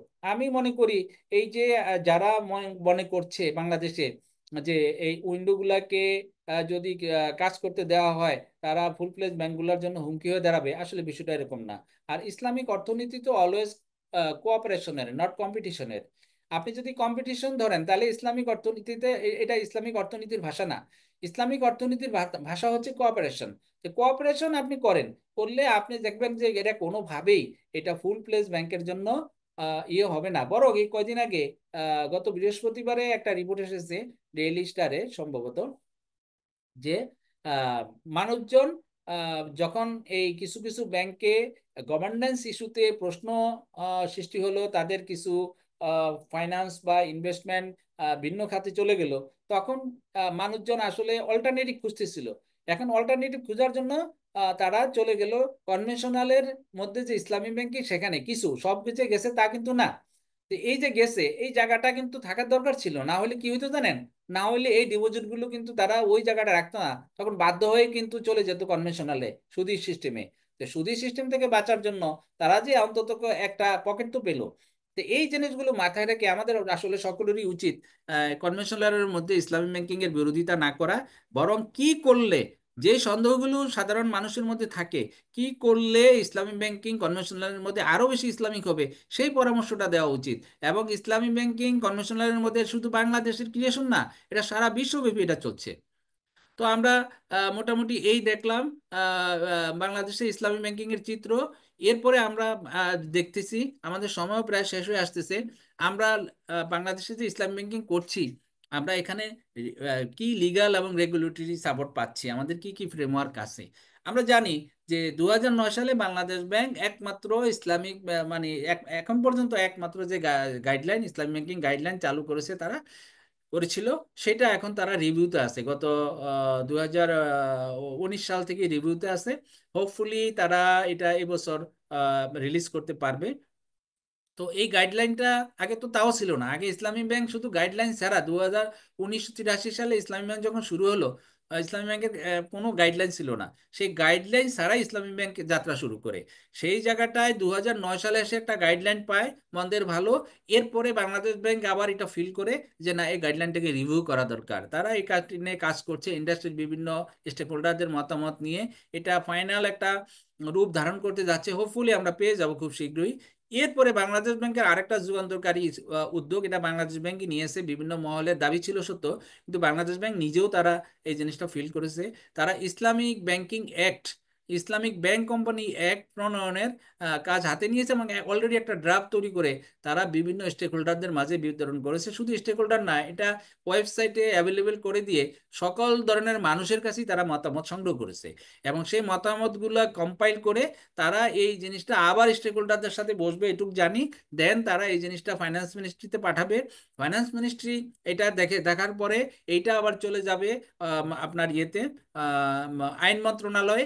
আইন আইন মন্ত্রণালয় থেকে এইটা ডিসিশন হবে যে এটা বর্তমান যে অন্তর্বর্তীকালীন সরকার আছে তারা এটাকে প্রজ্ঞাপন আকারে জারি করবেন, নাকি এটা পরবর্তী সরকার যারা আসবেন তারা এটাকে আহ, সংসদে পাশ করে আইনে পরিণত করবেন। তো যাই হোক, এটা নিয়ে কিন্তু বাংলাদেশ ব্যাংক কাজ করছে এবং এটা খুবই এনকারেজিং একটা স্টেপ। তারপরে বাংলাদেশ ব্যাংক 2016 সালে আইসিসি গাইডলাইনটা তৈরি করে সেখানে তারা শরিয়া অডিটের ব্যাপারে তারা একটা মোটামুটি দিক নির্দেশনা দিয়েছে এবং কিভাবে অডিট করবে, কারা অডিট করবে, এই জিনিসগুলো তারা দিয়েছে, যেটা আগে ছিল না। এরপরে আরেকটা খুবই মানে চমৎকার একটা উদ্যোগ বাংলাদেশ ব্যাংক গ্রহণ করছে ভেরি রিসেন্টলি। সেটা হচ্ছে যে আপনারা জানেন যে বাংলাদেশ ব্যাংক ব্যাংকিং সেক্টরের জন্য যে আইন কানুন তৈরি করে, মেইনলি এই আইন কানুন তৈরি করে BRPD, banking regulations and policy department. তো এই ডিপার্টমেন্টটা এতই বড় যে তারা মূলত আসলে কনভেনশনাল ব্যাংকগুলোকে মাথায় রেখেই সবসময় তাদের সার্কুলার গাইডলাইন এগুলো তৈরি করে থাকে। বাট এইবার বাংলাদেশ ব্যাংক একটা আহ, বিভিন্ন মহলের দাবি হোক আর নিজেদের থেকে আগ্রহ হোক, সব কিছু অ্যাকুমুলেট করে তারা ইসলামিক বিআরপিডি নামে একটা ডিপার্টমেন্ট তারা গঠন করেছে। এটা সার্কুলার হয়েছে এবং এটা এখন বাস্তবতার আলো দেখেছে। এটা এটার কারণে আমরা হয়তো ভবিষ্যতে যে সার্কুলারগুলো দেখব, ইসলামী ব্যাংকিং এর জন্য আলাদা পলিসি, আলাদা গাইডলাইন, আলাদা সার্কুলার আসবে এবং শরিয়া কমপ্লাইড ওয়েতেই এখানে আসবে। সেখানে হয়তো বা আমরা আর দেখবো না মুনাফা অবলিক সুদ, ওই যে যে সার্কুলারগুলো ওনারা চালু করে জাস্ট বাংলাদেশ ব্যাংক বলে দেয় মুনাফা অবলিক সুদ, আর নিচে একটু বলে দেয় ইসলামী ব্যাংকগুলো শরিয়া অনুসরণ করে তাদের মতো করে এই সার্কুলার বাস্তবায়ন করবে এই গাইডলাইনের আলোকে বা এই সার্কুলারের আলোকে, এরকম কথা থাকে। বাট এখন যখন এখানে বাংলাদেশ ব্যাংক ইসলামিক বিআরবিডি গঠন করেছে, তখন আর এরকম থাকবে না। তারা কিন্তু আসলে শরিয়া কিভাবে হবে ওইটাকে মাথায় রেখেই তারা সার্কুলারটা তৈরি করবে, এই আশা আমরা করতেই পারি। আর আহ, যে জিনিসটা হচ্ছে যে শরিয়ার ব্যাপারে ইসলামী ব্যাংকগুলার নিজস্বই ইনিশিয়েটিভে ইসলামী ব্যাংকগুলা শরিয়া সুপারভাইজারি কমিটি তাদের রয়েছে। বাংলাদেশ ব্যাংক 2009 সালে যে গাইডলাইন চালু করেছে সেখানে শরিয়া সুপারভাইজারি কমিটি গঠন করার কথা বলা আছে। বাট সেখানে ওইভাবে একেবারে কম্পালশন, আন্ডার কম্পালশন এরকম মেয়ে দিয়ে কথাটা বলা থাকার কারণে অনেকের কাছে মনে হচ্ছে যে এটা হয়তো বাংলাদেশ ব্যাংক কম্পালশন দেয় নাই, অথবা আইনের ভাষাটাই এরকম, মেয়েই সেখানে মাস্ট হয়ে যায়।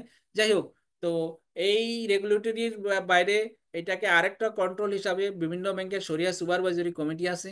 সেই সুপারভাইজারি কমিটিতে শরিয়া ইস্যুগুলো যায়, গাইডলাইন যায়, প্রোডাক্ট যায়, পলিসি যায়, সেটা শরিয়ার আলোকে অ্যানালাইসিস করে তারপর সেটা তারা অ্যাপ্রুভ করে। আর এর বাইরেও বাংলাদেশে সেন্ট্রাল শরিয়া board for Islamic banks of Bangladesh, যে রুম থেকে আমি এখন কথা বলছি, এটা সেন্ট্রাল শরিয়ার একটা অফিস, তা একটা বডি আছে। এইটার মেম্বার হলো যতগুলি ব্যাংক ইসলামী ব্যাংকিং সার্ভিস প্রোভাইড করছে তাদের শরিয়ার চেয়ারম্যান এবং সেক্রেটারি, তারা এইটার মেম্বার। এবং এখানেও আমরা শরিয়ার বিভিন্ন রকম সাপোর্ট আমরা পেয়ে থাকি। এর বাইরেও যেটা আছে ইসলামী ব্যাংক কনসালটেটিভ ফোরাম, যারা শরিয়া ইস্যু নয়, তারা শুধু শরিয়া ইস্যু নয়, তারা বিভিন্ন আম, ইসলামী ব্যাংকিং এর স্বার্থ সংশ্লিষ্ট ইস্যুগুলো নিয়ে বিভিন্ন সময় কথা বলে, তারা ট্রেনিং এর আয়োজন করে এবং তারা বাংলাদেশ ব্যাংকের সাথেও ইসলামী ব্যাংকিং এর ইস্যু নিয়ে কথা বলে। তো এই আমরা এটুক দেখলাম। এরপরে আমরা দেখব যে সংক্ষেপে যে বাংলাদেশে ইসলামী ব্যাংকিং যে আমরা করি, ইসলামী ব্যাংকিং এর সংজ্ঞাটা একটু হালকা দেখি, যদিও আমাদের সময় নিয়ার টু এক্সস্টেড। আমরা একটু দেখব যে ওআইসি বলছে যে ইসলামী bank is a financial institution whose statutes rules and procedures express the state is commitment to the principal Islamic sharia and to the banning of the receipt and payment of interest. আপনারা জানেন যে ইসলামী bank বলতে এটা স্বাভাবিকভাবে বোঝায় যায় এটার কোনো পর্যায়ে সুদের কোনো আম, আহ, ইয়ে থাকবে না, লেনদেন থাকবে না।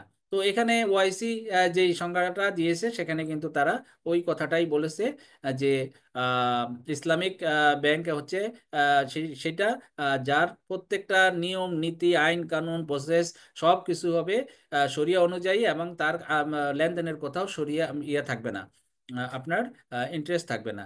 আর বাংলাদেশ ব্যাংক যেটা বলেছে এই কথাটাই বলেছে, কিন্তু তারা বলেছে যে ইসলামী ব্যাংকগুলোর বাংলাদেশ ব্যাংকের কাছ থেকে একটা লাইসেন্স নিতে হবে এবং তারা ইসলামী ব্যাংক ইসলামিক শরিয়া ফলো করতে হবে এবং কোথাও তারা সুদ দিবেও না এবং নিবেও না। আচ্ছা, এরপরে আমরা যদি কয়েকটা জিনিস একটু দেখি যে ইসলামিক ব্যাংকিং এর কয়েকটা বৈশিষ্ট্য আছে, বেসিক তিনটা বৈশিষ্ট্য, অনেক বৈশিষ্ট্য থাকতে পারে, তার মধ্যে হচ্ছে একটা রিস্ক শেয়ারিং। ইসলামিক ব্যাংকিং এর আমরা জানি ইসলামিক ব্যাংকিং কন্ট্রাক্ট নির্ভর। এই কন্ট্রাক্ট গুলার ইনহারেন্ট কিছু রিস্ক আছে। এই কন্ট্রাক্ট গুলার সাথে যত রিস্ক আছে সেই রিস্ক গুলা তাকে বহন করতে হবে। একবারে গড়হ সব রিস্ক বহন করবে বিষয়টা এই তা না। ইসলামী ব্যাংকিং করতে গিয়ে আপনি যে কন্ট্রাক্টের মাধ্যমে ইসলামী ব্যাংকিং এর সাথে রিলেশনশিপ এস্টাবলিশ করেছেন সেই জায়গাটায় আপনাকে রিস্ক শেয়ারিং করতে হবে। তারপরে connection with real economy, Islami banking এর যে ফাইন্যান্সিংটা করে এটার সাথে রিয়েল ইকোনমি অর্থাৎ অ্যাসেট থাকতে হবে, আন্ডারলাইং অ্যাসেট থাকতে হবে, সেটার সাথে থাকতে হবে একটা ইয়ে। তারপরে শরিয়া কমপ্লায়েন্স অ্যান্ড বেসিক প্রভিশনস, আপনার প্রত্যেকটা কাজে আপনি শরিয়া কমপ্লায়েন্স মানবেন এবং শরিয়া যে বিষয়গুলো নিষেধ করে সেই নিষেধগুলো আপনি টোটো মেনে চলবেন। তো এখানে আরেকটা হচ্ছে যে বেসিক প্রহিবিশনস, সেখানে বলা হচ্ছে যে আপনি কি কি জিনিস ইসলামী ব্যাংকিং করতে গেলে আপনাকে অ্যাভয়েড করতে হবে, যেটা আপনি করতে পারবেন না। ফার্স্ট হলো ইসলামী ব্যাংকিং এর লেনদেনে রিবা কিংবা সুদ, আপনি কোনো পর্যায়ে এই লেনদেনে রিবা কিংবা সুদের ব্যবহার রাখতে পারবেন না। সেকেন্ড হচ্ছে গারার, ইসলামী ব্যাংকিং এর চুক্তিগুলা আপনার কোনোভাবে যেন অস্পষ্ট না হয়, ইসলামী ব্যাংকিং এর লেনদেনগুলো যেন অস্পষ্ট না হয়, এখানে সেই গারারের কথা থাকবে না। আমরা পরবর্তীতে যদি সুযোগ পাই এই বিষয়গুলো নিয়ে আলাদাভাবে আলোচনা করব। মাইসির গ্যাম্বলিং, ইসলামী ব্যাংকিং এর ট্রানজাকশন গ্যাম্বলিং নির্ভর হতে পারবে না। ইসলামিক ফাইন্যান্সের আহ, উম, যে ফাইন্যান্সের খাত সেখানে কোনো আপনার জুয়া এরকম কিছু থাকবে না। আর ফাইনালি যে sale of non permissible item, আপনি কোনো হারাম জিনিস এখানে বেচা কিনা করতে পারবেন না। আপনি মদ বিক্রি করতে পারবেন না, আপনি শুকরের গোস্ত বিক্রি করতে পারবেন না, এই জাতীয় যে জিনিসগুলো শরিয়া হালাল হিসাবে হারাম হিসাবে ডিক্লেয়ার করেছে সেগুলো আপনি করতে পারবেন না। তারপরে ইসলামী ব্যাংকিং এর মেজর প্রোডাক্টস মধ্যে থাকে ডিপোজিটের মধ্যে থাকে কারেন্ট অ্যাকাউন্ট আছে। এটা মূলত আলোয়াদিয়া প্রিন্সিপালে করা হয়। আলোয়াদিয়া কি প্রিন্সিপাল এটা আমি এখন আর ব্যাখ্যা করার সুযোগ নাই, বলবো না, শুধু এটুকু জেনে রাখেন কারেন্ট অ্যাকাউন্টটা আলোয়াদিয়াতে করা হয় বাংলাদেশে। আর ইন্টারন্যাশনালি এটা আলোয়াদিয়াতে এখন আর খুব একটা ব্যবহার দেখা যায় না, এটাকে কর্ড প্রিন্সিপালে করা হয়, কর্ড কন্ট্যাক্টে করা হয়। বাংলাদেশ ব্যাংকের গাইডলাইনে যেহেতু কর্ড নেই, আমরা সেই কর্ডটা এখন আমরা ফলো করতে পারছি না। আর মুদারাবা ডিপোজিট নেওয়া হয় আলুয়া দেওয়ার পরে মুদারাবা ডিপোজিট, আমরা যে সমস্ত ডিপোজিটের বিপরীতে আমরা মুনাফা প্রত্যাশা করি সেই ডিপোজিটগুলো আসলে মুদারাবা কন্ট্রাক্টে নেওয়া হয়, যেমন savings account, SNT account, DPS account এবং টার্ম ডিপোজিট অ্যাকাউন্ট ইত্যাদি। এরপরে ফাইন্যান্সিং এর ক্ষেত্রে যেটা করা হয় মুদারাবা, সরি মুরাবাহা, বাংলাদেশের প্রেক্ষিতে বলা হচ্ছে মুরাবাহা, সালাম, ইস্তিসনা, ইজারা, এসপিএসএম, ডিমিনিশিং মুশারাকা, মুশারাকা অথবা কন্টিনিউয়াস মুশারাকা ফাইন্যান্স ইত্যাদি। এগুলা প্রত্যেকটা এক একটা ওয়েবিনার বা এক একটা সেশনের পার্ট হতে পারে। শুধু এটুকু জেনে রাখেন এই এই মোডগুলা মোটামুটি ইসলামিক ফাইন্যান্সে ইউজ করা হয়। আর ইসলামিক ব্যাংকিং এ আমরা যে ফাইন্যান্সিংটা করি এটাকে মূলত দুইটা ভাগে ভাগ করতে পারি, একটা হচ্ছে ফিক্সড রিটার্ন বেস মোড আর একটা হচ্ছে variable return base mode. Fixed return যেখানে ফিক্সড রিটার্ন আনাটাই হচ্ছে শরীয়তের বিধান, আর ভেরিয়েবল রিটার্ন হচ্ছে যেখানে রিটার্নটা ফিক্সড থাকবে না, ভেরিয়েবল হবে। তো এই ফিক্সড রিটার্ন আমাদের অনেকের মাথায় আছে যে বোধহয় কোনো কিছু ফিক্সড করে দিলেই সুদ হয়ে যায়। আসলে তা না, যেখানে ফিক্সড করার কথা সেখানে ফিক্সডই করতে হবে। তাহলে ফিক্সড রিটার্ন বেজ একটা, আরেকটা এই ফিক্সড রিটার্ন বেজের মধ্যে আছে trade finance, lease finance. Trade ফাইন্যান্সের মধ্যে আছে বায় মুরাবাহা, মুসাওয়ামা, সালাম, ইস্তিসনা। আর লিজ ফাইন্যান্সের মধ্যে আছে লিজিং, হায়ার পারচেজ, এসপিএসএম অথবা ডিএমএফ। ইকুইটি ফাইন্যান্সিং এর মধ্যে আছে মুদারাগা, মুশারাকা, ডিমিনিশিং মুশারাকা ইত্যাদি। আমরা এবার একটু লিগাল এবং রেগুলেটরি ফ্রেমওয়ার্ক আমি আলোচনা করলাম, একটু চ্যালেঞ্জ নিয়ে কথা বলি। খুবই সংক্ষেপে বলবো যেহেতু সময় কম। Awareness and acceptance issues, misconception about Islamic finance and banking. Islamic banking শুরু হয়েছে সেই 43 বছর আগে, 44 বছরের পড়তে যাচ্ছে। সেই জায়গায় এখনো বাংলাদেশে আমরা বিভিন্ন রকম গ্রাহকের কাছে, গ্রাহক তো আছে, বিভিন্ন ধরনের মানুষের কাছে এখনো আমরা এই ধরনের ইয়ে পাই। ইসলামে কি আদৌ ব্যাংকিং আছে? ইসলাম কি আদৌ ব্যাংকিং করে বা থাকা উচিত? হ্যাঁ, এটা তো একটা সুদী প্রতিষ্ঠান, ইসলাম ব্যাংকিং সুদ ছাড়া করা যায় না, ইত্যাদি বিভিন্ন রকম মিসকনসেপশন মানুষের মধ্যে আছে। বা ইসলামী ব্যাংকিং আসলে কনভেনশনাল ব্যাংকিং, এটা আসলে গুড়িয়ে খায়, এই জাতীয় জিনিসগুলো ইসলামী ব্যাংকের মধ্যে সম্বন্ধে এক ধরনের ধারণা আছে। সেই ধারণাগুলো যে গ্রাহকদের দোষ তা না, সেটা তাদের অ্যাওয়ারনেসের অভাব, এবং সেই অ্যাওয়ারনেসটা আসলে কে তাদেরকে দিবে? তাদেরকে সেই অ্যাওয়ারনেসটা দেওয়ার জন্য আসলে দায়িত্বপ্রাপ্ত হচ্ছে ইসলামী ব্যাংকাররা। আমরা সেটা দেখতে পাচ্ছি যে ইসলামী ব্যাংকাররা সেই দায়িত্বটা হয়তো আমরা সঠিকভাবে পালন করতে পারছি না। Perceive barriers for to entry for non Muslim customers, অনেকের ধারণা যে ইসলামিক ব্যাংক বোধহয় শুধু ইসলামিক জান আমি যেখানে আছি এখানেও কথা কথা বলতেছিল, এখানে কি অমুসলিম যারা তারা অ্যাকাউন্ট খুলতে পারবে, তারা কি ফাইন্যান্স নিতে পারবে? এটা দেখেন এখনো মানুষের মধ্যে ধারণা। অথচ অমুসলিমদের ইসলামী ব্যাংকিং এর সাথে লেনদেন করতে কোনো বাধা নেই, ইসলামী ব্যাংকিং এর কোনো প্রোডাক্ট ক্রয় করতে তাদের কোনো বাধা নেই। কিন্তু এই পার্সিভ একটা ধারণা আছে, এই মিসকনসেপশন গুলো মানুষের মধ্যে আছে। Market resistance and limited understanding of Islamic financial products. মার্কেটে বিভিন্ন রকম ইয়ে আছে। আমরা বিভিন্নভাবে প্রতিরোধের সম্মুখীন হই। ইসলামিক প্রোডাক্ট সম্বন্ধে অনেকের ধারণা নাই, মুদারাবা কি এটা বুঝে না, মুশারাকা কি এটা বুঝে না। আয়সা বলে যে ভাই আমাকে একটা ইসলামিক লোন দেন। তো ইসলামিক লোন দেন, ইসলামিক লোন দেওয়া নাজায়েজ নয়, কিন্তু লোনটা তো আসলে লোন যখন দেয়া হয় তখন সেখানে কোনো ইনকাম নিতে পারে না। তো এখানে ইসলামিক লোন তো দিতে পারবে না, ইসলামিক ব্যাংক দিবে অন্য কিছু ফাইন্যান্সিং করবে। তো সেই জিনিসটা আসলে অনেক কিছু আমরা যদি বলি যে এই জিনিসগুলোর মানুষ অভাব আছে। লিকুইডিটি অ্যান্ড ক্যাপিটাল মার্কেট, আমাদের লিকুইডিটির ক্ষেত্রে আমাদের মার্কেটে যেটা আছে, যদিও এখন লিকুইডিটির ক্ষেত্রে বাংলাদেশ ব্যাংক যেটা বলেছে যে একটা ব্যাংক আরেকটা ব্যাংকের সাথে এসএনডি অ্যাকাউন্ট করবে, তাহলে তোমার যদি বাংলাদেশ ব্যাংক বলছে তোমার যদি ফান্ড সারপ্লাস হয় তুমি চাইলে অন্য ব্যাংকের এসএনডি অ্যাকাউন্টে রাখতে পারো, আবার তোমার অন্য যদি দরকার হয় অন্য ব্যাংক থেকে আনতে পারো, আবার এক ব্যাংক আরেক ব্যাংকের সাথে টার্ম ডিপোজিট নিয়ে আসতে পারবে, রাখতে পারবে। তো এই জিনিসগুলো কিন্তু লিকুইডিটি সাপোর্টের একটা টুল হিসাবে কাজ করছে। বাট অনেক সময় হয় কি, এই টুলও কাজ হয় না, তখন বাংলাদেশ ব্যাংকের দ্বারস্থ হতে হয়। তো বাংলাদেশ ব্যাংকের সেখানে আবার টুল সীমিত। তারা Bangladesh government Islamic investment bond একটা চালু করেছে, সেটা রেট অফ রিটার্ন খুব কম হওয়াতে সেখানেও ইসলামিক ব্যাংকাররা ক্ষতিগ্রস্ত হয়, খুব একটা আগ্রহী হয় না। আরেকটা ইসলামিক ইন্টারব্যাংক মানি মার্কেট চালু হয়েছিল, সেটাও বন্ধ হয়ে গেছে। সেটাও মানে বন্ধ মানে কি, সেটা অফিসিয়ালি ডিক্লেয়ার্ড না, বাট এটা মোটামুটি এখন কমায় আছে এটা বলা চলে। আর এছাড়া আমরা কনভেনশনাল যেমন কলমানি হয়, এরকম আমরা ওই এসএনডি ছাড়া অন্য জায়গায় আমরা আসলে কোনো কলমানি মার্কেটও আমরা এরকম ডেভেলপ করতে পারি নাই। আর ইসলামিক ইন্টারন্যাশনালি ইসলামিক ফিনান্সিয়াল যে মার্কেট সেখানেও আমাদের কোনো তেমন কোনো উপস্থিতি তেমন নাই। আরেকটা হচ্ছে চ্যালেঞ্জের ক্ষেত্রে আরেকটা বড় চ্যালেঞ্জ হচ্ছে আপনার হিউম্যান রিসোর্সের চ্যালেঞ্জ। বাংলাদেশে যে পরিমাণ ব্যাংক আছে, সেই ব্যাংকগুলার হিউম্যান রিসোর্স হিউম্যান রিসোর্স কয়জন আপনি যদি দেখেন, আপনি আলোচনা করলেই বুঝবেন যে কয়টা মানুষ, কয়টা ব্যাংকার আসলে ইসলামী ব্যাংকিং বুঝে। আসলে এখানে হচ্ছে কি, আমরা সবাই চাকরি করি, চাকরি করার জন্য চাকরি নেই, আমাদেরকে দেয়া হয়। যখন আমাদেরকে রিক্রুট করা হয়, আমরা কতটুকু ইসলামী ব্যাংকিং জানি বুঝি এটা আসলে যাচাই না করেই চাকরি দেওয়া হয়। ফলে দেখা যায় যে সার্ভিস দিতে গিয়ে আসলে আপ টু দা মার্ক শরিয়ার যে লাইন, সেই লাইন অনুযায়ী সার্ভিসটা দিতে পারছে না। তো এখানে আমাদের হিউম্যান রিসোর্সের মারাত্মক গ্যাপ আছে। সেই গ্যাপের জন্য কিছু কিছু ক্ষেত্রে এখন মনে করেন সেন্ট্রাল শরিয়া তাদের এখানে সার্টিফিকেশন কোর্স চালু করেছে, এওফির সার্টিফিকেশন ফেলোশিপ প্রোগ্রাম আছে। তারপরে ধরেন বিভিন্ন প্রতিষ্ঠান ইসলামিক ব্যাংকিং সার্টিফিকেট দিচ্ছে, বিআইবিএম দিচ্ছে। এটা যথেষ্ট না। বিভিন্ন ইউনিভার্সিটিগুলো যখন তাদের আহ, আহ, ইয়েতে কারিকুলামে ইসলামী ব্যাংকিং সাবজেক্ট যোগ করে ইসলামী ব্যাংকিং কোর্স চালু করবে, তখন হয়তো আমরা বিভিন্ন ধরনের জ্ঞানী গুণী লোকজন পাবো। সেটা নাই, এই হিউম্যান রিসোর্সটা আমাদের জন্য একটা বড় চ্যালেঞ্জ। আর একটা চ্যালেঞ্জ হচ্ছে যে শরিয়া বুঝে না, শরিয়া নন কমপ্লায়েন্স করে এই বিষয়গুলা ওভারকাম করার জন্য অনেক সময় দেখা যায় যে প্রফিটেবিলিটি টার্গেট, প্রফিটেবিলিটি অনেক সময় আমাদেরকে শরিয়ার থেকে বাইরে সরাই নিয়ে যায়। এটা আমাদের জন্য একটা চ্যালেঞ্জ। এবং আমরা অবশ্যই প্রফিট করব, কিন্তু শরিয়াকে সরাই দিয়ে নয়, এই জিনিসটা আমাদের মনে রাখতে হবে। আর গ্রোথের কথা যদি বলেন, এটা দিয়ে আমি শেষ করব।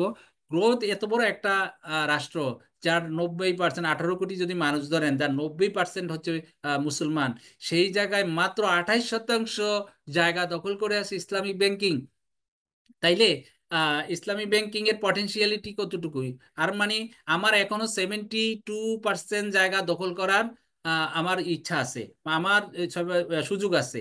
এই জায়গাটা নিতে হবে। এরপরে যদি আরেকটা জিনিস চিন্তা করেন, বাংলাদেশের আহ, প্রত্যন্ত অঞ্চলে আমরা যদি তাকাই, যে মানুষগুলা অনেক মানুষ এখনো কিন্তু ব্যাংকের ধারে কাছে আসে না, ভয় পায় কি, যে এটা সুদ। এই সুদের কারণে অনেকে এখনো আপনি যদি খুঁজেন, তারা কিন্তু বালিশের নিচে টাকা রাখে কিংবা কলসির মধ্যে টাকা রাখে, হ্যাঁ, বা যে কোনো না কোনো ফর্মে ভাষায় টাকা রাখে। এই যে আনব্যাংক পিপল, এই আনব্যাংক পিপলকে আপনি যদি ব্যাংকিং এ আনতে চান, তাহলে এই রিলিজিয়াস মাইন্ডেড লোকগুলাকে ব্যাংকিং এ আনার জন্য আপনাকে ইসলামিক ব্যাংকিংটাকে ছড়াই দিতে হবে একেবারে গ্রাসরুট লেভেলে। তো গ্রাসরুট লেভেলে যদি আপনি ছড়াই দিতে পারেন, তাহলে দেখবেন ইসলামী ব্যাংকিং এর অ্যাসেট বহু গুণ বৃদ্ধি পাবে। আরেকটা জিনিস, আমাদের দেশে ইসলামী ব্যাংকিং আমরা যারা করি, আমরা কিন্তু কনভেনশনালকে ফলো করার কারণে যেটা হচ্ছে, সবাই তেলা মাথায় তেল দেই, হাজার হাজার কোটি কোটি মানুষের ডিপোজিট এনে আমরা কয়েকশো মানুষকে ফাইন্যান্স করছি। কিন্তু এটা কিন্তু শরিয়া এটা বলে না। আপনি আমাকে, আমরা যদি ইসলামী ব্যাংকিং সত্যিকার অর্থে করতে চাই, আমাদের এই ফাইন্যান্সিংটা গ্রাসরুট লেভেলে সরাই দিতে হবে।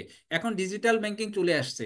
ডিজিটাল ব্যাংকিং এর মাধ্যমে আমাদের একটা অফুরন্ত একটা একটা মানে খুবই একটা মারাত্মক সুযোগ, যে আমরা গ্রাম লেভেলে আমরা সরাই পড়তে পারবো। আমরা 5,000 টাকা করে করে যে আমরা হাজার হাজার মানুষকে ফাইন্যান্স করি না। তাহলে কি হবে জানেন? ইকোনমিক অ্যাক্টিভিটিটা সারা গ্রামে ছড়িয়ে পড়বে, বাড়িতে বাড়িতে ছড়িয়ে পড়বে, এবং সেইখান থেকে যে পরিমাণ ইনকাম জেনারেট হবে, বাংলাদেশটা তখন কিন্তু আপনার একেবারে নিজের পায়ে অত্যন্ত সক্ষমতার সাথে দাঁড়িয়ে দাঁড়িয়ে যেতে পারবে। ইসলামিক ফাইন্যান্সটা যদি আমাদের করতে হয়, ইসলামিক ব্যাংকিংটা যদি আমাদের করতে হয়, তাহলে আমাদেরকে ওই লেভেলেই যেতে হবে। আমি ওরকম একটা ইসলামিক ব্যাংকিং এর স্বপ্ন দেখছি, ওরকম একটা বাংলাদেশের স্বপ্ন দেখছি। আমি জানি না আল্লাহ আমাকে কতদিন হায়াত দিবেন। যদি আমার সুযোগ হয়, আমার এখন টার্গেট হচ্ছে এই গ্রাসরুট লেভেলের মানুষজনদেরকে নিয়ে কাজ করা। তো আজকে যেহেতু আমাদের সময় শেষ, আজকে আমরা এই বিষয় নিয়ে আর কথা বলবো না। এখন আপনাদের সময়, যদি আপনাদের কোনো প্রশ্ন থাকে।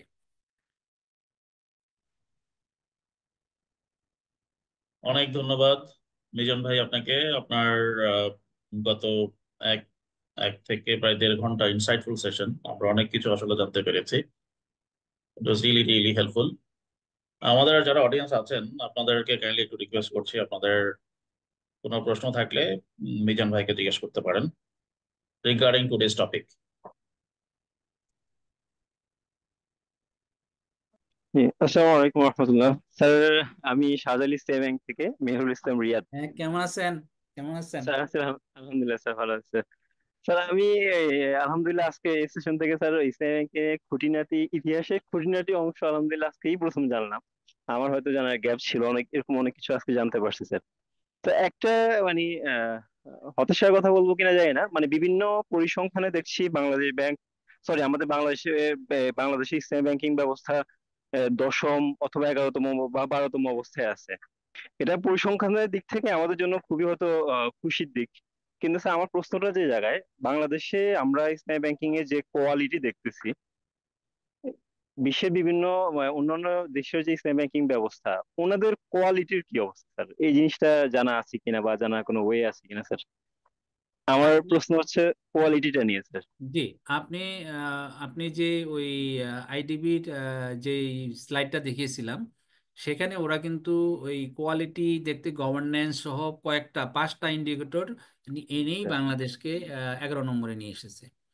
তো কোয়ালিটিটা এগুলো ভাবে এইভাবে কিন্তু তারা এখন মেজারমেন্টের গিয়ে শুধুমাত্র অ্যাসেট দিয়ে করে না। আইডিবির যে প্রতিষ্ঠান আইসিডি, তারা ওই কোয়ালিটি দিয়েই তারা এটা করেছে। এখন এর মধ্যে প্রশ্ন থেকে যায়, এই যে কোয়ালিটি, কোয়ালিটি তো তারা শরিয়া কাউন্সিল আছে কিনা, ওইটা আছে কিনা সেটা দিয়ে দেখে। কোয়ালিটি বুঝবে না আপনি, কোয়ালিটি বুঝবে যারা শরিয়া অডিটর, তারা তারা জানে অডিট করতে গেলে যে এইটার ইসলামিক ব্যাংকিং আসলে কতটুকু ইসলামিক। কারণ এই অডিটে না গেলে কিন্তু বোঝা যায় না। এখন মিজান সাহেব অনেক বড় বড় কথা বলে, মিজান সাহেবের ওখানে যখন অডিট যাবে, জি স্যার। সেটা বাংলাদেশ ব্যাংকের অডিট যাক আর ইন্টারনাল অডিট যাক, তখন তারা দেখবে যে আসলে এখানে কতটুকু কোয়ালিটি মেনটেন করা হচ্ছে। তো ঠিক ওইভাবে আপনি 10 12 এগুলা নিয়ে আসলে পুলকিত হওয়ার কিছু নাই, আমি আপনার সাথে একমত। আমরা এই জায়গায় নিজেরাই বুঝি যে আসলে আমরা বাংলাদেশের যে ইসলামী ব্যাংকিং যদি একেবারে গ্রোস ইয়াতে চিন্তা করি, বাংলাদেশের ইসলামী ব্যাংকিং কোয়ালিটির দিক থেকে এখনো কিন্তু অনেক পিছিয়ে আছে। আমি তাকে 20 মার্ক দিব কিনা, আমি ব্যক্তিগতভাবে 20 মার্ক দিব কিনা, আমি যথেষ্ট ইয়াতে আছি। আহ, কারণ কোয়ালিটি মেনটেন করতেছে না, শরিয়ার এখান থেকে অনেক জায়গায় কম্প্রোমাইজ করে, অনেক জায়গায় শরিয়া বুঝে না, অনেক জায়গায় শরিয়া মানে না, আমরা মানি না। তো এই জিনিসগুলা কিন্তু, হতাশ হব না, আমরা এটুকু বলবো যে আমরা এটাকে সামনের দিকে এগিয়ে নিয়ে যাব। আমরা যদি বুঝি যে আমার এখানে শরিয়া হচ্ছে না, তাহলে শরিয়াটা কিভাবে হবে, সেটা করার জন্য আমরা যা বলার যা বলবো। এখনো আমাদের কি প্রোডাক্টগুলো দেখা যায় ডাবল বেনিফিট, ট্রিপল বেনিফিট। এখনো দেখা হয় যে আমাদের মাসে 1 লাখ টাকা রাখলে 1034 টাকা প্রফিট পাবেন, মুনাফা পাবেন। এগুলা কোন শরিয়াতে পড়ে, কোনভাবে এটা শরিয়া অ্যালাউ করে, বুঝি না। আমার জ্ঞান কম, আমি হয়তো অত শরিয়া বোদ্ধা না, কিন্তু এভাবে এভাবে এই বিজ্ঞপ্তি দেওয়া হয়, এখনো দেওয়া হয়, বড় বড় ব্যাংকগুলো দেয়, ছোট ছোট ব্যাংকগুলো তো আছেই। তারপরে বুড়া বাহার নামে যা হচ্ছে, তো এসপিএসএম এর নামে যা হচ্ছে, তা সেগুলো যদি ভালোভাবে আমরা যদি অ্যানালাইসিস করি, তাহলে দেখবো যে আসলে শরিয়ার এখানে কমপ্লায়েন্সের যথেষ্ট ঘাটতি আছে। তো ঘাটতি আছে, আমরা কিছু তো হচ্ছে শরিয়া, এটুক মেনে নিয়ে আমরা আগাচ্ছি। একেবারে যদি আমরা এটাকে বাদ দিয়ে দিই, তাহলে তো শরিয়া ব্যাংকিংই থাকবে না।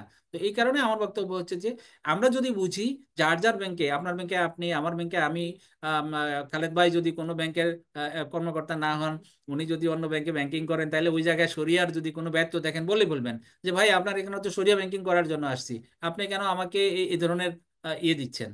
তো এইটা আপনার প্রশ্নের সাথে আমি একমত। এবং কোয়ালিটি, আমাদের এখন কোয়ালিটি নিয়ে কাজ করতে হবে, এটি হচ্ছে আমার বক্তব্য। ঠিক আছে, থ্যাংক ইউ স্যার জি sir. Thank you. Thank you very much. আর কারো কোনো প্রশ্ন আছে?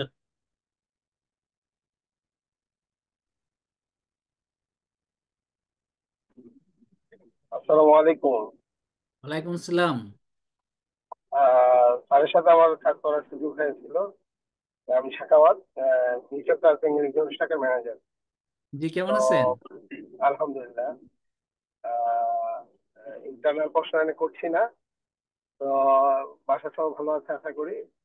একটা প্রশ্ন হলো, মানে আমাদের ব্যাংক যেমন এখন ওই যে হাব করেছে, হুম।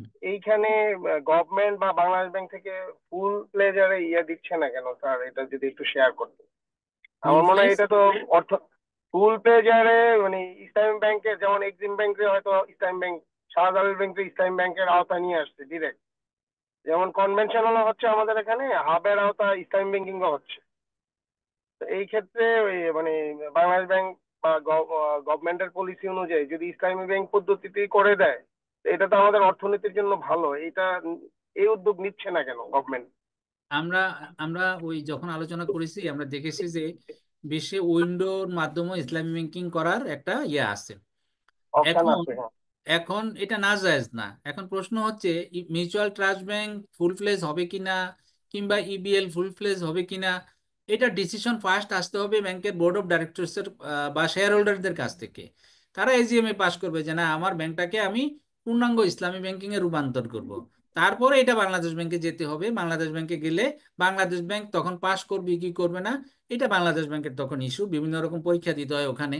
তো আগে বাংলাদেশ ব্যাংক এই ব্যাপারে একটু দৃঢ় লয়ের চললেও, এখন তো বাংলাদেশ ব্যাংক পজিটিভ, আলহামদুলিল্লাহ।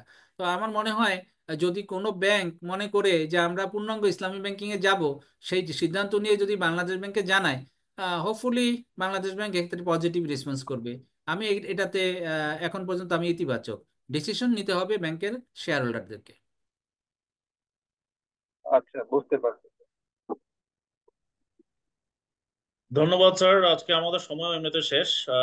যারা আজকে পার্টিসিপেট করলেন তাদেরকে অনেক অনেক ধন্যবাদ। তাদের মূল্যবান সময় থেকে টাইম বের করে আমাদের এখানে এসেছেন।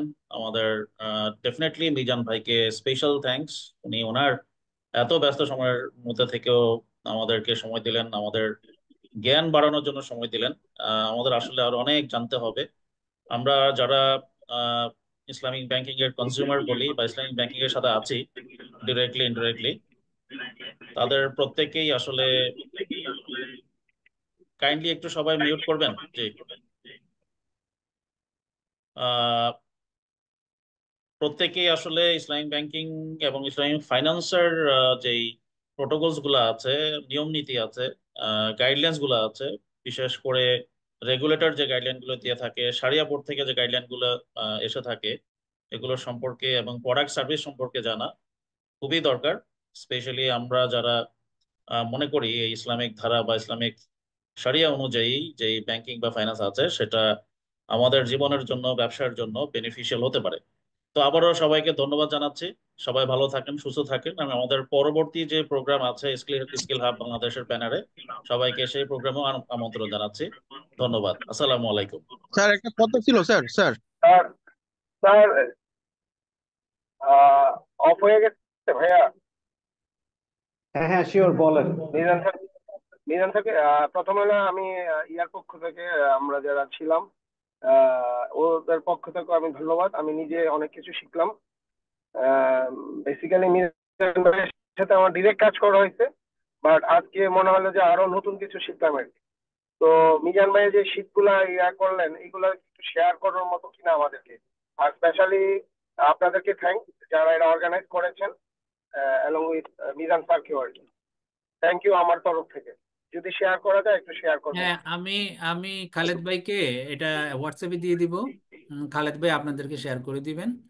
আর আপনাদেরকেও ধন্যবাদ। আর বিশেষ করে খালেদ ভাই এবং তানজিল ভাইকে তো ধন্যবাদ না জানিয়ে কোনো উপায়ই নাই যে তারা, আমি একবার বলছিলাম যে এই রোজার মধ্যে আপনার দেখেন এটা ইয়ে করা যায় কিনা, ডিফার করা যায় কিনা। তো ওনাদের স্টাফ ধন্যবাদ। এতই বেশি, ওনারা এটা করবেনি। তো আলহামদুলিল্লাহ, যাই হোক, আমাদের উপস্থিতি যাই হোক, আমরা এটা করতে পেরেছি, এটাই আমাদের সফলতা।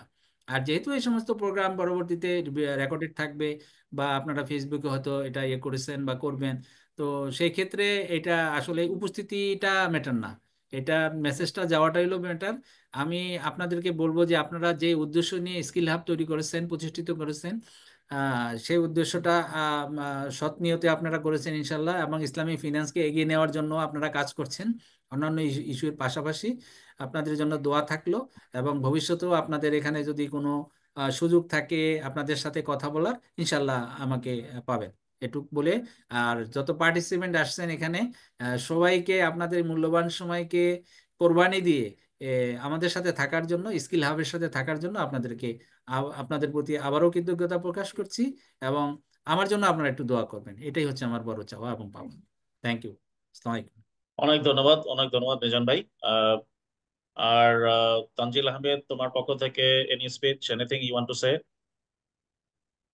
এটা আমরা রেকর্ড করে ফেলছি অলরেডি, তো রেকর্ডেড ভার্সনটাও আমাদের পেজে কিন্তু আপলোডেড থাকবে। সো আপনারা ওইখান থেকেও কিন্তু এটা পুরোটাই দেখতে পারবেন। So, আজকে ওকে, বোধহয় শেষ করতে পারি। জি আমরা জি, এখানেই কিন্তু শেষ করছি। সবাইকে আবারও ধন্যবাদ। ভালো থাকবেন, সুস্থ থাকবেন। আসসালামু আলাইকুম। আসসালামু আলাইকুম।